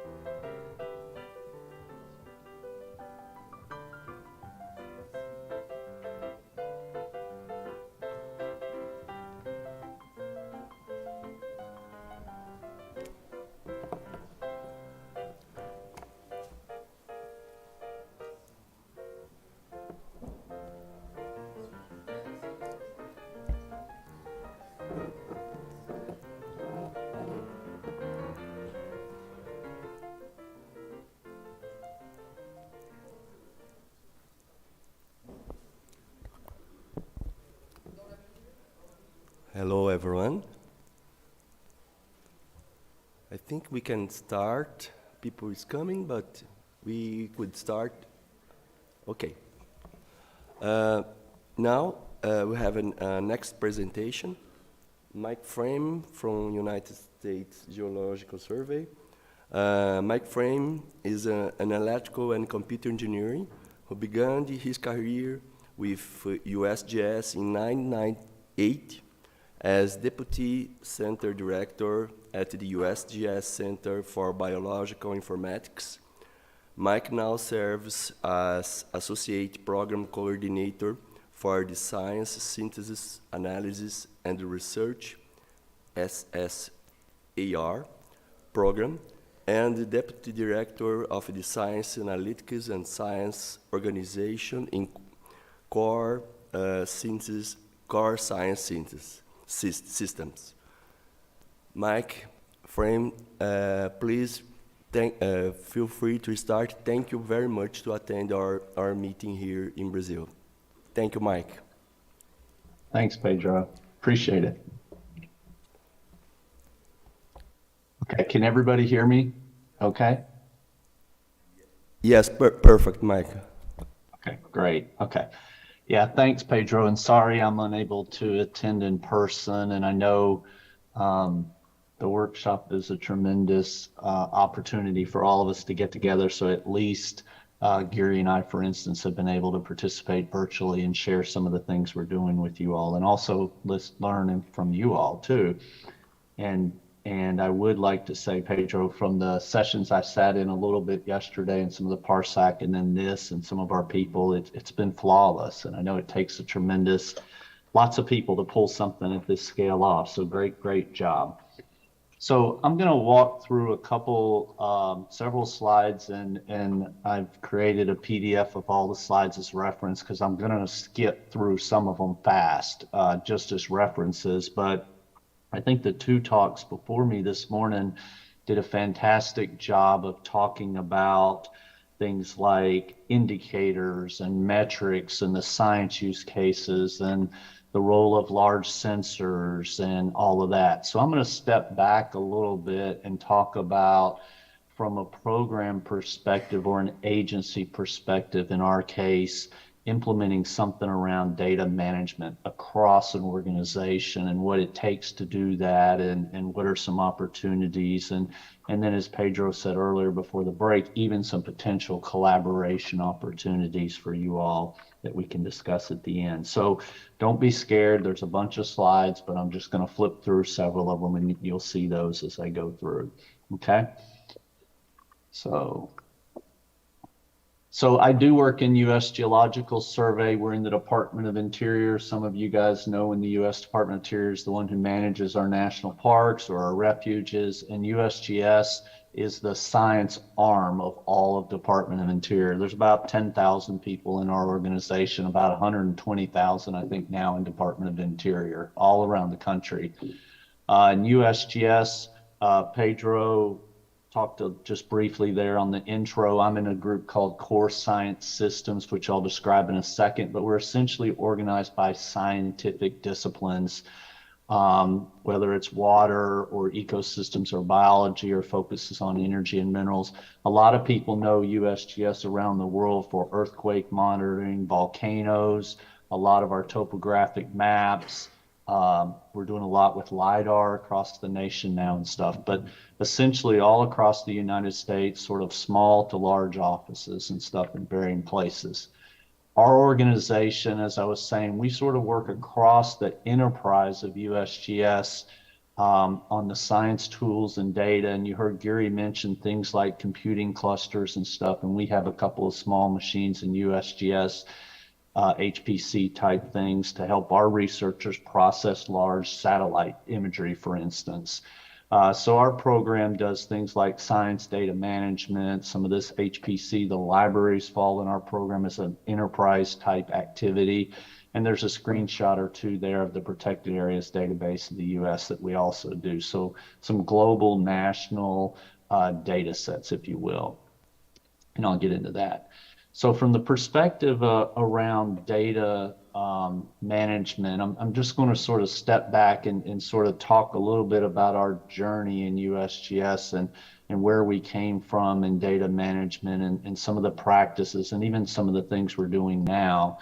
And so I'll start off sort of that 1,000-foot level around governance. And so from the USGS perspective there, I know I flipped through it rather quickly, but a huge diversity of data that we have to deal with, whether it's satellite imagery, whether it's local ground observations that a single research team is doing in a small place in the United States, or whether it's instrumentation data. So all this results in varying formats, data sizes, often incompatible standards, which may be perfectly legit. A standard for some minerals data or geologic mapping data could be different than our hydrography data, right? Just makes sense. So how do you integrate and share and describe and make that data available is one of the challenges our group leads in USGS.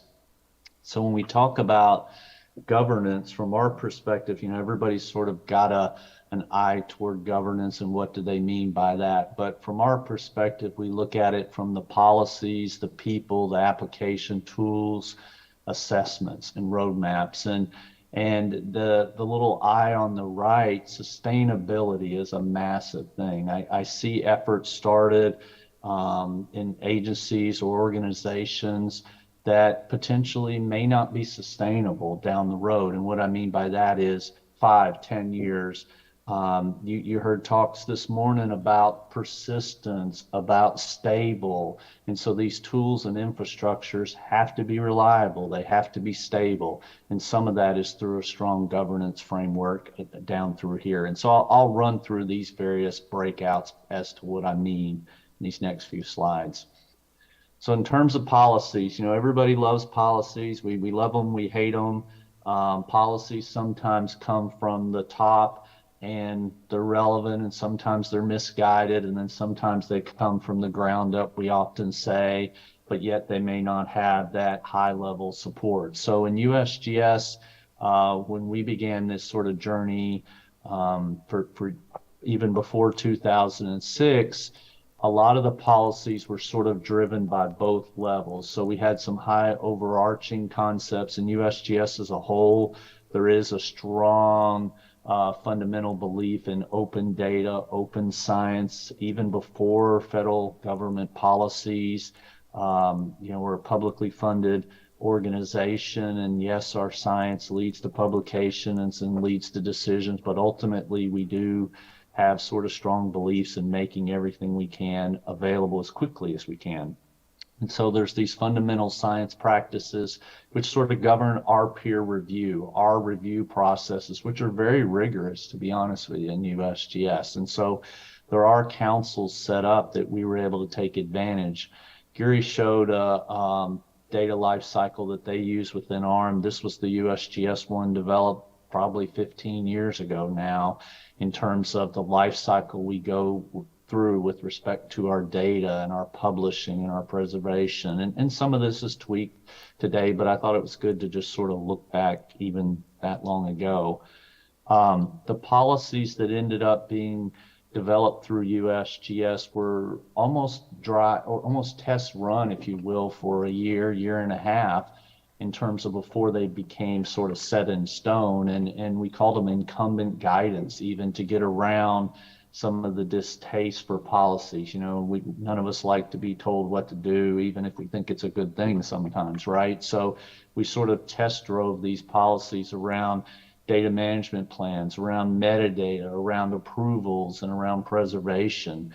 And then eventually they almost by de facto became the policies. And it was a fantastic way to do it in terms of buy-in and improving the policies.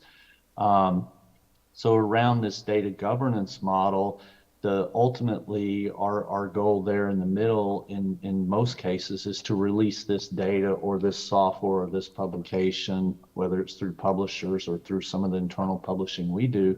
But there are these various wheels here in terms of how do we do that, through the approvals, through our trusted digital repositories, that actually, I saw Shelley in the audience and heard several questions from her, where we worked with AGU several years ago to bring in an external group to sort of assess our repository readiness and trustworthiness based on sort of standard criteria in the community.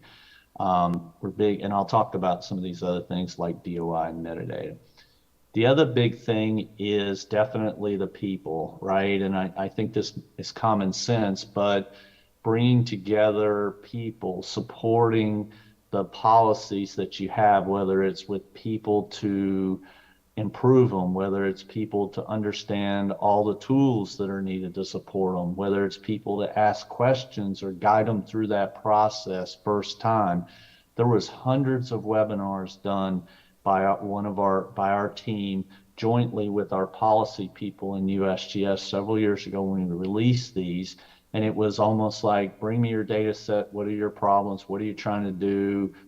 How do you not understand the various standards, whether they're FGDC, as Gary was mentioning, or ISO, whatever it happens to be, and we'll help you work through that. So that investment of that time was critical to USGS. And I'll talk about some of this. And some of that comes through what we call this community for data integration. Some of it comes through SL Allison and the thing, through synthesis centers like we run at the John Wesley Powell Center in Fort Collins, or just sharing best practices through a website that actually was picked up by the U.S. Air Force, and other agencies have just we provided all that content and they've customized it for their environment, but use that basis, right? So this Community for Data Integration is really a forum, several thousand people now, not just USGS, outside USGS. It's open up to anyone to join. And there are monthly meetings which focus around scientific data. Some of them focuses around the science needs, or I'm having this particular challenge, or it focuses on other activities in the community that should be relevant and stuff. And so every year we do sponsor, 20, 30 projects through a small competition that we do for seed funding, we often call it. Several hundred people are trained in various software carpentry type methods, Python, AI, whatever it is that we're doing. There's a lot of usability that comes through this organization, but a really grassroots effort, community of practice, but yet supported at the highest level in USGS. There's a big meeting coming up, biannual meeting in May. Our director of USGS will be one of the keynote speakers, who's a volcanologist, and bringing his perspective and support to it. So very successful community of practice that we facilitate. They don't run by themselves, right? You got to facilitate them. The other thing in USGS is there's a data advisory board. So USGS and Department of Interior established what they call chief data officer positions just in the last year. And our director, Cheryl Morris, is the chief data officer for USGS. And what that means essentially is working across other federal agencies, but also providing data that equal focus as, say, a chief information officer or a chief operating officer. Data is critical to an organization's success, such as ours or most of more organizations, and having such a high level position established is really critical for sustaining data tools, these governance, and some of the work I'll talk about more.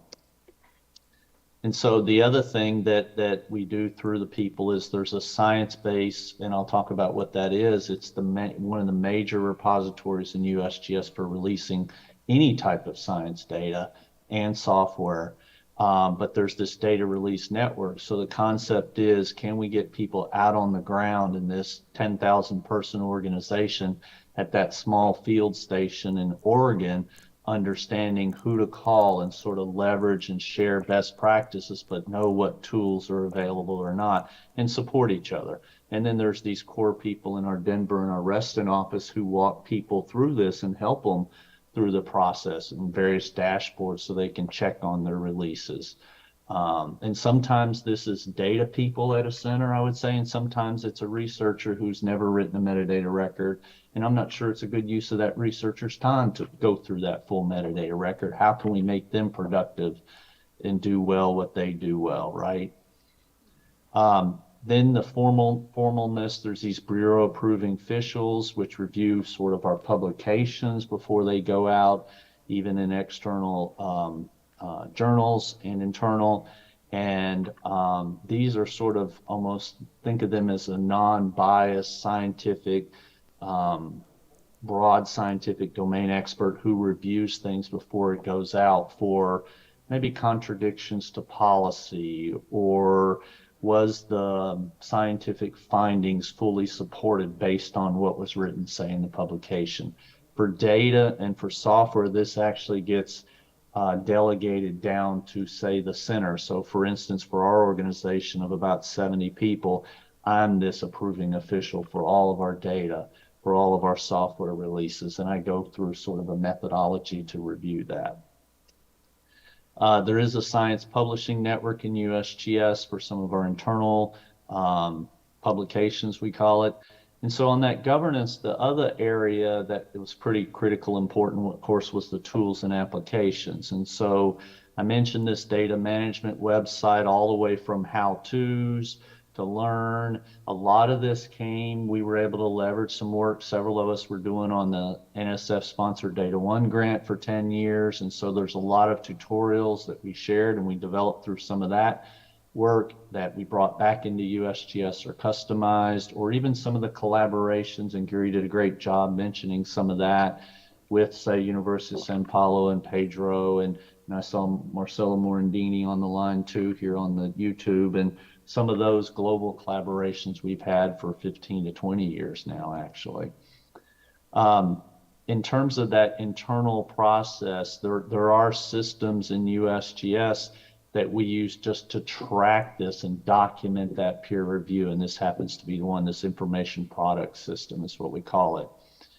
The other thing is it's good to have the supported governance and then people and these tools, but even simple things like I'm a center director in Montana for USGS, and I understand I'm a wildlife biologist research, say, but I'm not quite up on the metadata standards, and I understand they're important and I fully support them, and I sort of understand that identifiers are good, but I'm not quite sure. So there's these checklists depending on what your role is that we find to be very helpful for some of our different, whether they're reviewers or whether they're approvers or down in the weeds like a data manager, if you will. And so there's several different checklists available that people tend to use. And some of this is an automated process, and some of it is just consider this, consider that type thing. And all these are out here. They're linked down on the bottom there too. In terms of documentation and metadata, right now, most of the USGS metadata, I would say, is primarily in Federal Geographic Data Committee Content Standard for Geospatial Metadata, CSDGM.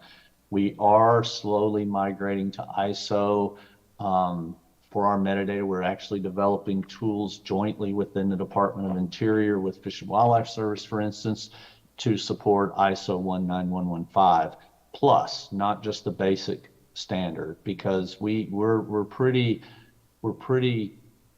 and you'll see some of this in some of the assessment work we're doing with FAIR. We're pretty serious about complete metadata, not minimal metadata, okay? And there's metadata for findability and discoverability, but ultimately the goal is reuse, right? And understanding and proper use of that metadata, that data set. So couple tools that support it. One of them is integrated with some of the Esri tools that we do. A lot of our data, of course, is geospatial oriented, so we got plugins into that. In terms of DOIs, there's a DOI registration tool. Others actually use this tool in DOI. We created sort of an extension or profile for them so that they can start minting DOIs, if you will. We're on the Data Site Advisory Board for years and years. Very important, critical effort to the group, to the whole community. And I think someone said earlier, just make sure there's a DOI. If you take away something, put a DOI. 100% agree. In terms of trusted digital repository, I mentioned this science-based repository, and you'll see some examples here when I go through some of the assessment work we're doing in terms of how we release data through landing pages, and you'll see DOIs, and you'll see related links to the publication or maybe a citation for that data set or some use metrics around it. But there was a formal process that we've gone through in USGS to approve. Just because an organization is storing data, does that mean it sort of meets some of these key criteria, whether it's Core Trust Seal or some of the other ones out there in terms of longevity and stability and reuse and bit checking and different things like that. And so pretty rigorous process that we went through several years ago that we look to repeat. So in terms of data release, probably in USGS, this chart down the right's old, of course, now, but about 1,500 records per year flow through this pure data sets, I would say, which is may or may not sound like a lot, but a data set could have 50 records in it. 50 individual data sets. So it's more of a data package, right? And so a data set may have complementary data that was used to derive that data set. In this example here, it's from New Jersey. It looks like it's some work on a wildlife refuge that USGS has done. And you can see, probably a little bit difficult, but the attached file is down the left. The screenshot I cut off at just 3 individual data sets. So this one release is probably made up of 10 to 15 different data sets, if you want to think of it that way. And there's a whole process to go through as to how we can do that and sort of automate that process for our researchers. And then here's what I was talking about, what a typical landing page looks like. And you can see the provenance of it or any tags with it or a geospatial footprint up there with the map. for instance, and a good summary and citation for it if you're going to use this, okay?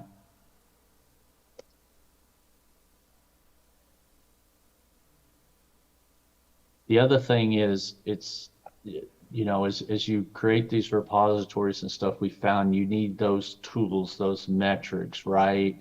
To one, demonstrate the use of that particular data set, but also from a standing up of a data management activity, I think to also demonstrate the need and use of it, right?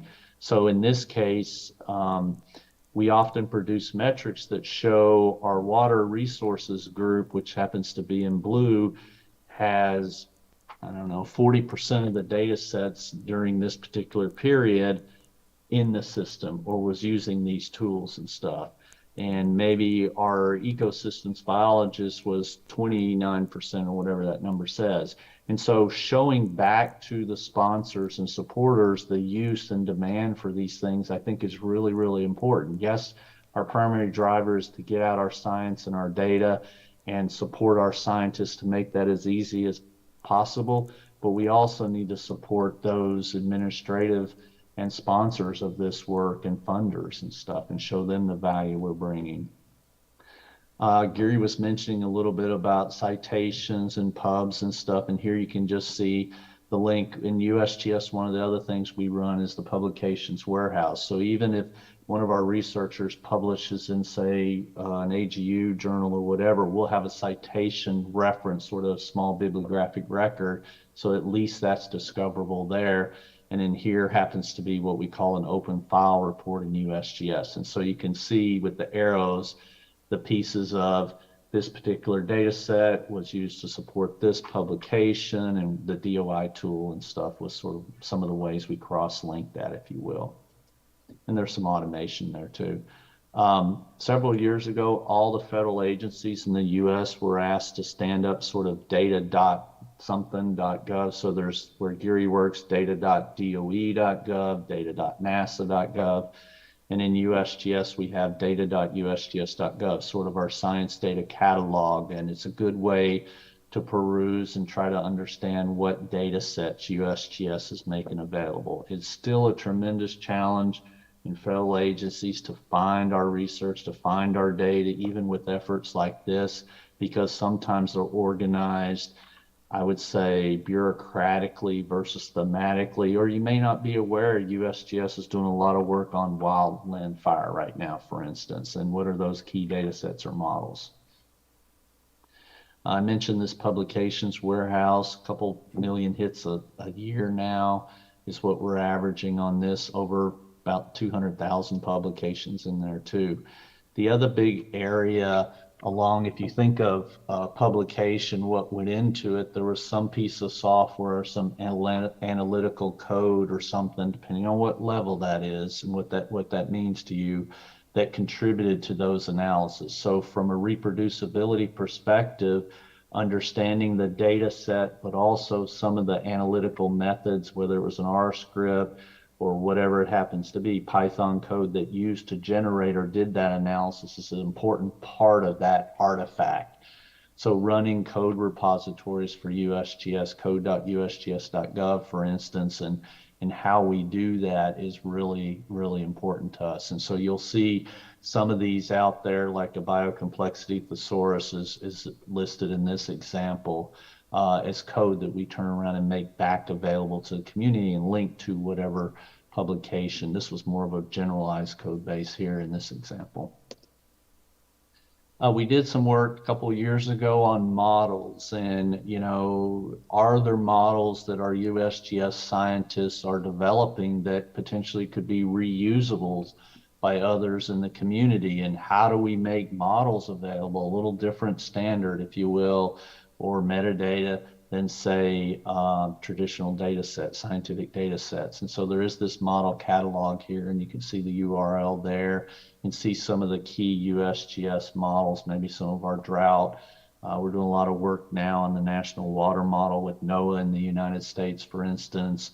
There's a lot of Landsat, there's some wildfire type work we do with NASA in here, and a lot of the federal agencies and states trying to fight fires, right? Especially in the Western United States, which are a growing problem.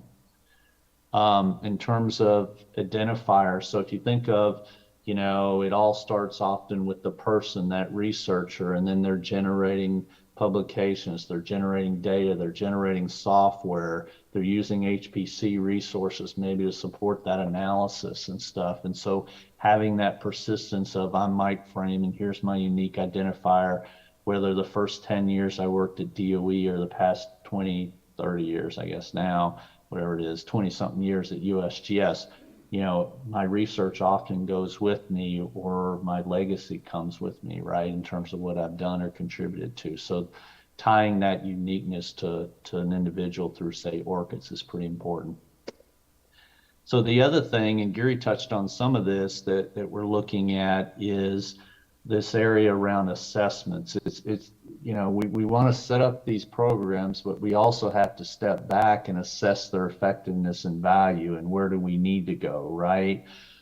In terms of in the future, whether it's more tools or less tools sometimes, or whether it's how are we doing on making this data available? You know, I often ask people in our group, we've got all these policies at the federal levels down in our USGS level, and what difference have they made? You know, what specific piece of research have we seen enabled, or global study that supported, or national study? And so stepping back and looking at things like for artificial intelligence and machine learning, one of the biggest hurdles you often hear is training data and readiness of that data. So when we're doing some of our FAIR assessment work through this last bubble here called the USGS State of the Data, we also looked at some of those attributes and matrix, if you will, in that. And so on this State of the Data, we started a couple years ago, and we were looking at how do we analyze USGS data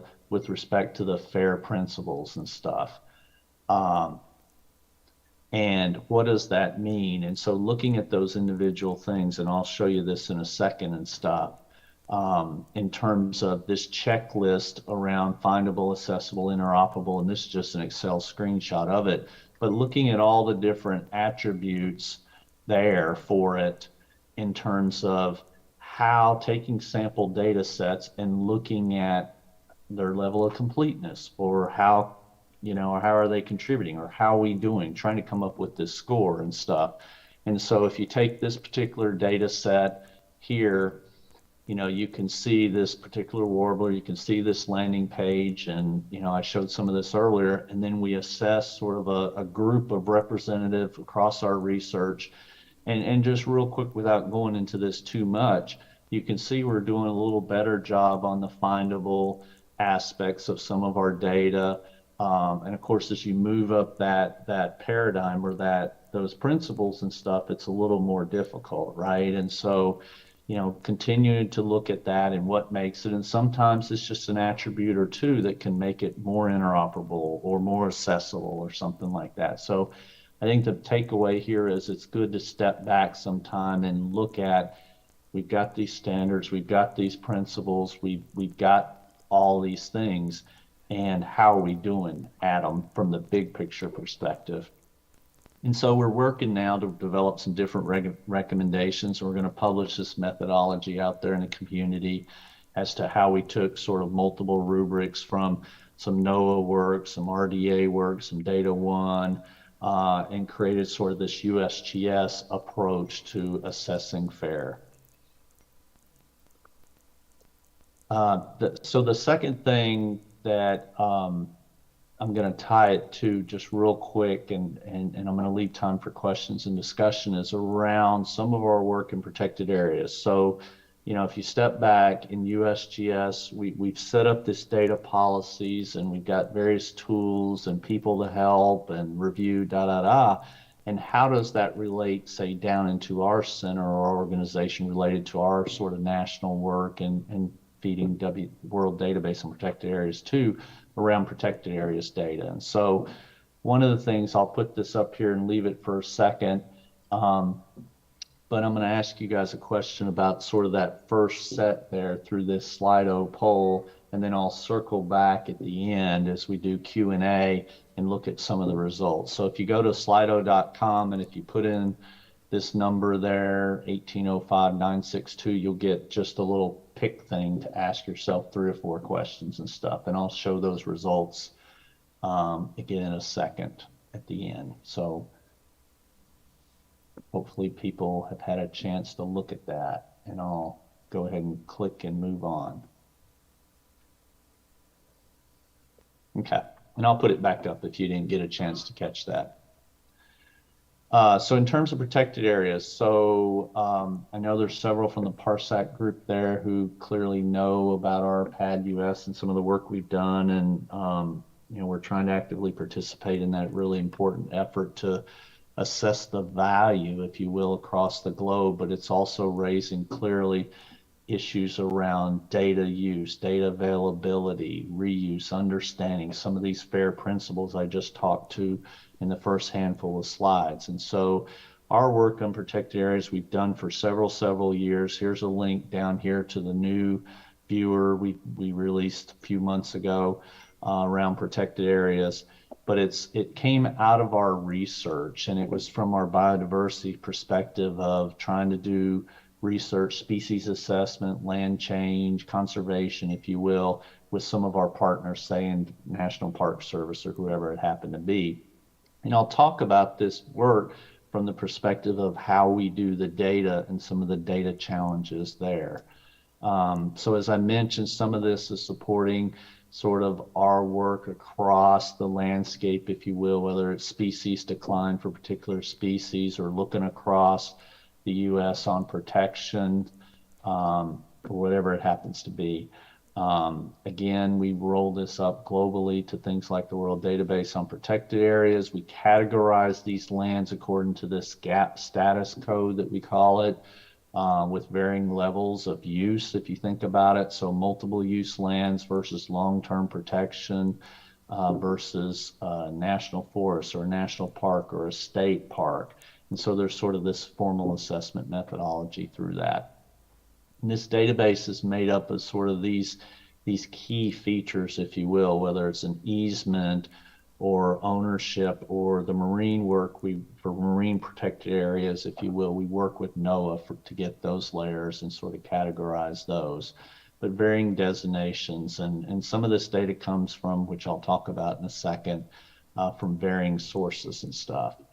I included this here just from the perspective of an example of this categorization, but often in the US now and sort of globally, there's several efforts around conservation and how can we conserve X%. In the US, it's called 30-30, 30% of our lands and oceans by lands and waters by 2030, for instance. And so it's a federal, state, local, big NGO, community-wide initiative. And I was on a call this week. Canada's got a similar initiative.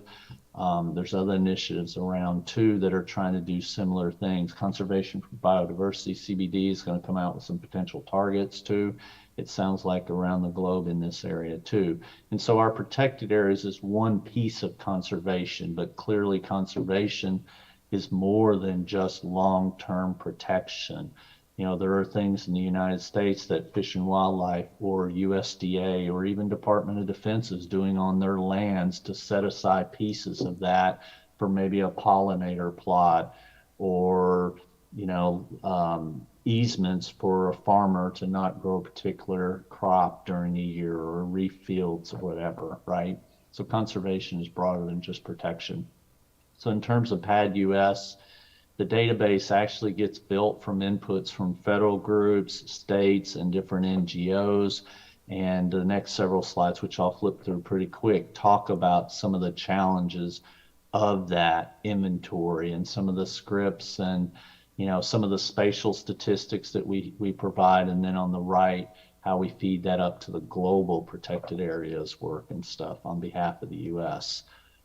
There's varying groups who help support this. There's tools there in the left, whether they're viewers, statistical, web services, whether there's groups like the Federal Lands Working Group that's a key partner to sort of navigate and agree upon schemas from the federal side. There's the state data steward network that we've sort of tried to reinvigorate here in the last few years to work with states. And then there's this annual to at least a minimum annual update process we go through, and all the pieces around it, whether it's caching and whether it's format changes or updates or whatever. There's a lot of work we do on the back end. The premise in this activity for years has been pretty much, and it's a little bit scary to say, but what data you have from a particular state, for instance, we'll take it and we'll do the hard work around normalization of that data or integration of that data into, you know, the overall data set. So here's a couple examples from Bureau of Land Management in the US, and just standardization of simple things, even names and local designation types and how we deal with that around that from wild and scenic rivers, for instance. You know, there's several different data workflows we go through. We're actually doing a lot of work. We started this past summer to how can we automate some of this more.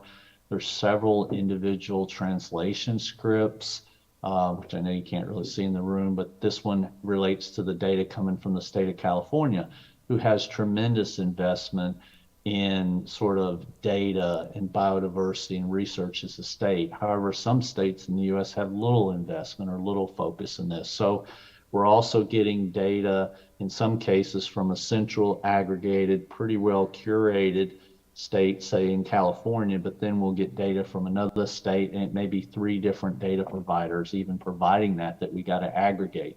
The state as a whole doesn't even have a cohesive integrated collection of, say, their protected areas. So they use our data and our services to represent that back to them, just because of the lack of investment or infrastructure or expertise.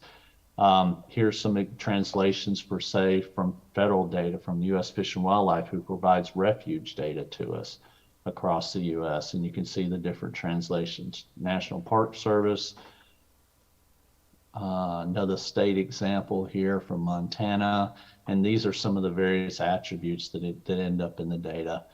I mentioned some of the work we're trying to do in terms of where can we automate, what are manual processes, and sort of looking at this with some different workflow tools and assignments.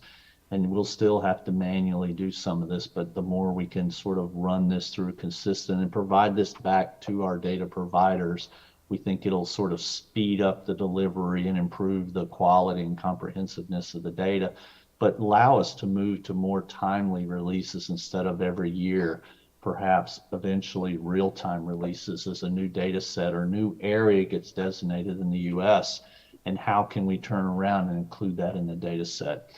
So here's just some of the type of checks that exist in the data that we provide back to data managers so they know what we're looking for.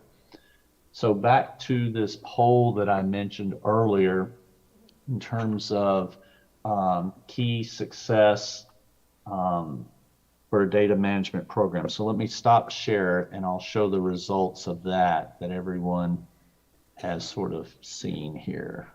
Okay.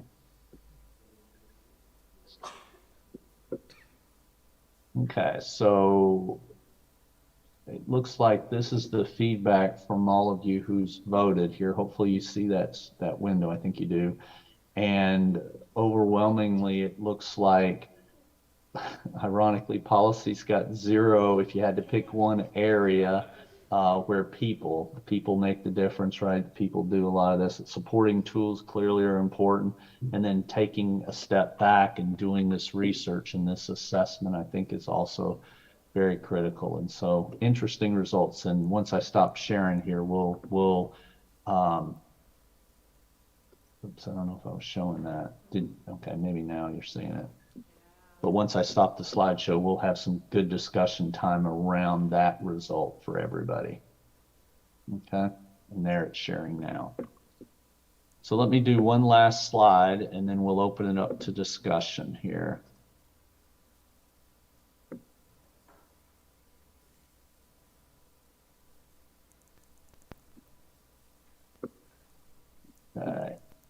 Okay, so Pedro had mentioned sort of collaboration, and so listening to some of the sessions before me and thinking about some of the things, I think here's a few opportunities that we can talk about in some of the discussion, whether it's joining this USGS Community for Data Integration, which is totally open, or establishing a community of practice yourselves. I think key things around how to support that and facilitate it are often more important than people realize. Doing this assessment work as we finish sort of some of this first round and we publish some of our methodology and finding that work clearly would be replicatable to other data, other organizations and stuff.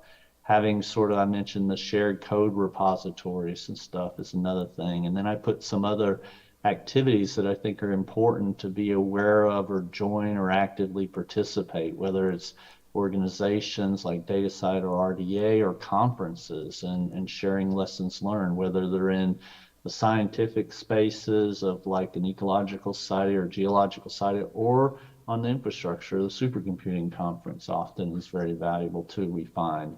And then, of course, continuing to look at collaborations, and I mentioned the PARSEC one, but also past efforts, which is what brought several of us together probably 20 years ago now, is like through IAB and this Inter-American Biodiversity work that we did with Pedro and several different people across the Americas. So I'll stop there and open it up for questions. Thank you very much, Mike. I think we have some questions here. Sure. Some questions. Okay. Jamie, please. Please, could you introduce you, Mike? Yes. Okay, yeah, you know Mike. Okay. Yeah. Hi, Mike. Jamie Trammell. I don't know if you can see me. Hey, Jamie. Hey. Great presentation. Thanks so much. I'm really curious. This is a bit prompted from conversations with Mark yesterday in our WDPA paper. I'm curious to the extent that USGS is engaged with users, maybe in the scientific community of PADIS and other data sets, and whether they have, if you've tried this assessment with sort of the research community, right? Have you gone through the process of saying, okay, what have you used this for? And is there some formal feedback mechanisms for this, or how do you envision this, playing out in the future? Yeah, so great question. I think as a whole, sometimes in the U.S. at least, in the federal government, it's hard sometimes to reach those direct users of our products, right? We have, unfortunately, some limitations as to what we can collect from people, what we can ask. But for the protected areas work especially, I do think the group does a pretty good job of understanding from some of the data providers from that user perspective. In other words, here's sort of these high level schemas, here's what we're asking, here's the value, and then getting through, say, that state data partner network or some of the federal agencies who are providing, we're able to improve that, sort of lower that burden on them. So I think some of that, I think if you use just that protected areas data, the uses of that in varying research, whether it's in the U.S. and state wildlife action plans or, conservation activities at that local municipality, or there's an RV, a camping app that's a mobile app for your phone that we found out a few years ago that was consuming pad data for getting off the beaten path to some parks or something that happened to be in the data set. So I think we often stumble upon or hear about some of the uses. We know that our protected areas work, for instance, is pretty critical into some wildland fire models and stuff. And it sort of saved the groups running that, the interagency in the states doing it, to worrying about boundaries anymore. They rely on this data set to know if they're fighting fires in federal land, state land, NGO, or who the ownership is sometimes, if you think of it that way. So I would say in some areas and some products, we do have a handle. In terms of the assessment work, we're sort of at the stage where the researchers, and some of them know we're assessing some of the data. We're trying to be very positive and not critical in saying they didn't do this or they didn't do that or this is lacking. It's all around improvement of that metadata, if you will, and how to make it more reusable and support that provenance and understanding. So I would say through this community of data integration, that's where we've got a mixture of data managers and researchers, and we do bring those groups together to try to discuss some of that. But there's always more work to do there. Yeah. But great question. Yeah, excellent. And I totally agree, and I think it would just be really interesting. I mean, we're so bad about this in the scientific community of describing how we've made data sets work for ourselves, right? That's never included in the scientific paper. It might be, nuanced in a methods section, but it's rarely discussed. Of course we're coming at it with a specific question, and so it's not going to meet it 100%, but how do we make that part more transparent and feed that back into the data providers' kind of services so that just understand, like, oh, if we just include this additional term, right, it'll be more findable or more interoperable or whatever it is, and so yeah, I think some great potential there. Yeah, I do think this work we're doing with that whole fair assessment, some of the recommendations I've already seen is going back to some of our scientific disciplines in USGS and sort of having more detailed focus if it's hydro-related data or eco-bio-related data. What can we do within the standards and what can we do to improve those? And not so much scores, right, but those assessment approach and also results, right? So there is some of that as follow-up to go back through because like you said, people don't often know where their data ends up, how it's used, or the utility of it, right? I think the days where people used to say, nobody wants my data, I know all the people who use my data, some of that doesn't really hold water anymore, right? It just doesn't make sense. Okay. Thank you, Mike. Okay. I have a question, Alison. Hello, how are you, Mike? Lovely to Hey, see Alison. you and hear from you and everything. Miss seeing you in person. But anyway, this is a bit of a question totally from the side because I've been working peripherally with data collection agencies, so people who are going around the country with systematically selected vegetation observation, whatever, animal observation networks, and also bushfire management. And something you said right there, so this is a really small thing.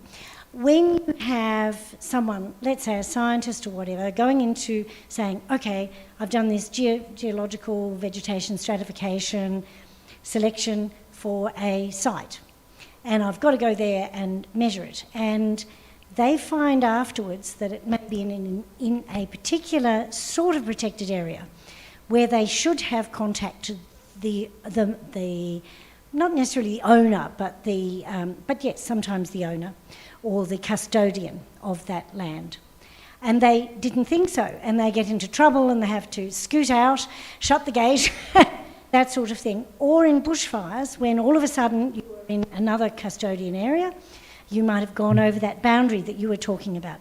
Do you, by any chance, have custodian phone numbers and things somewhere in your wonderful database? So if the fireys, some of them from Australia, Canada, who've come over to California to help fight your fires, hopefully, and vice versa. We had this problem in Australia, actually, with our people, including some Americans, some unfortunately died for another reason. But yeah, do you have that sort of capability within your data set? This has nothing to do with our WDPA paper, which is a wonderful paper. No, it's an interesting question. I would say no, we don't, not in our PAD data set. I mean, there's emergency response on the ground who, of course, have, if you're in a Forest Service land or a national park or that state, who that emergency manager is designated for all those areas.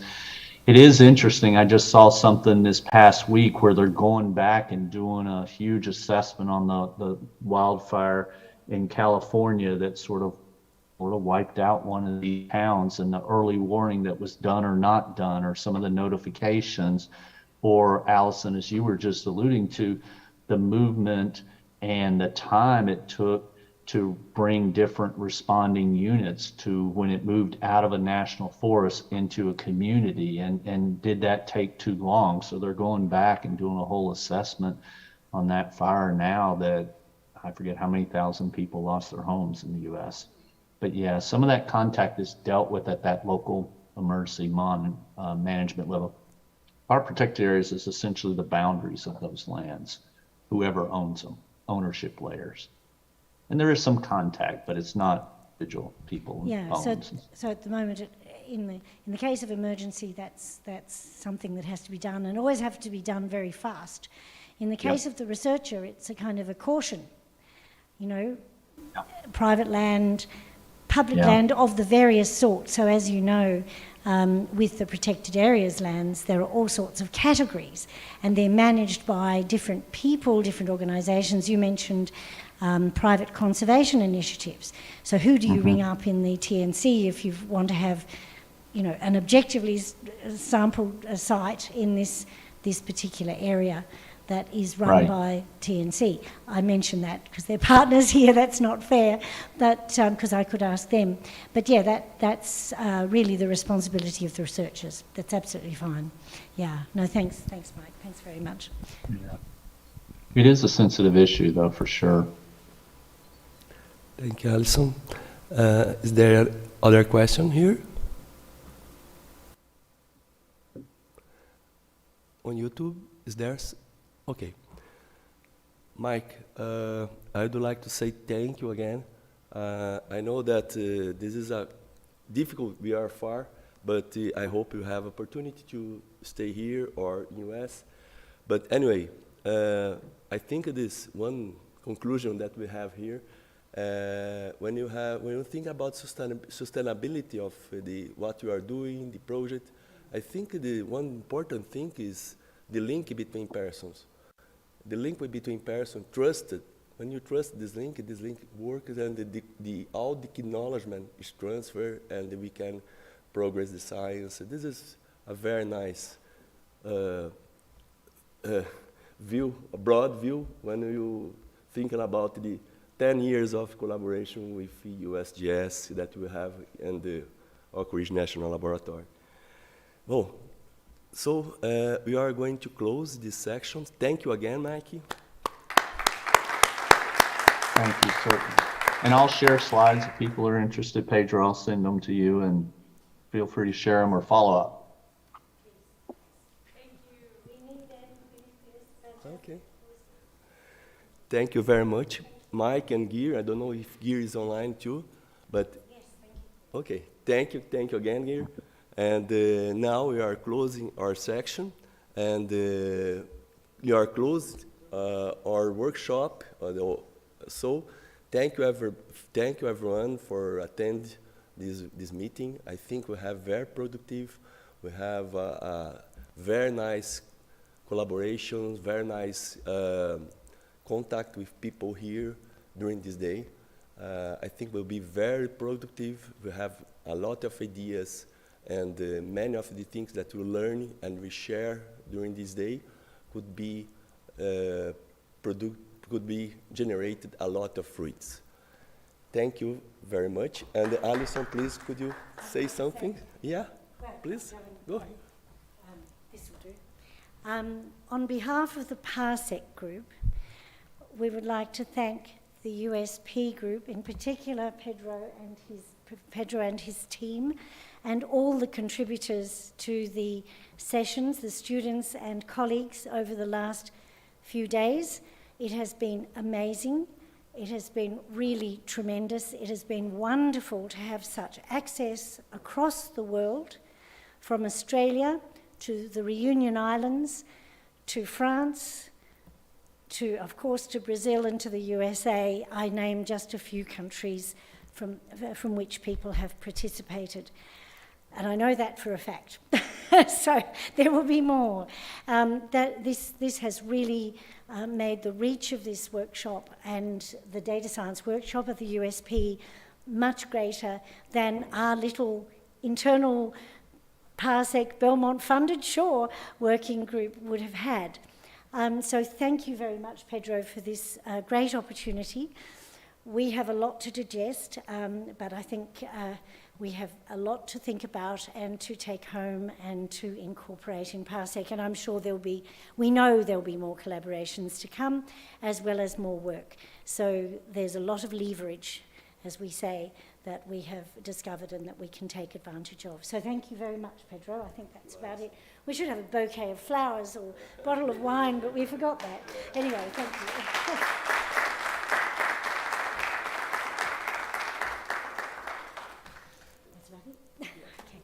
Turn that off. Someone would like to talk something? Yeah, please? I've got a PARSEC with. Someone would like to talk? Yes. To add something? Maybe Shirley? Yes? Okay. It's repeating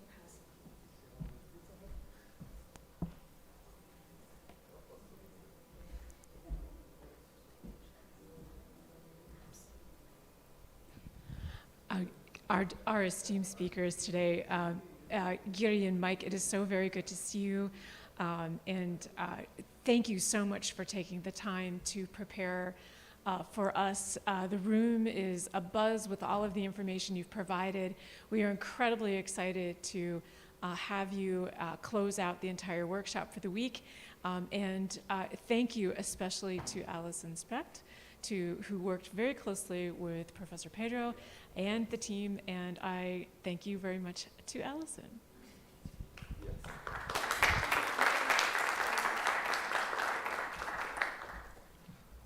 So we are finishing our workshop. Thank you very much for all attendees. I think we have someone in YouTube. Thank you, you too. So see you soon. Bye. Thank you. Bye.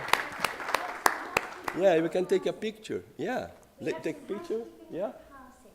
Yeah. So we have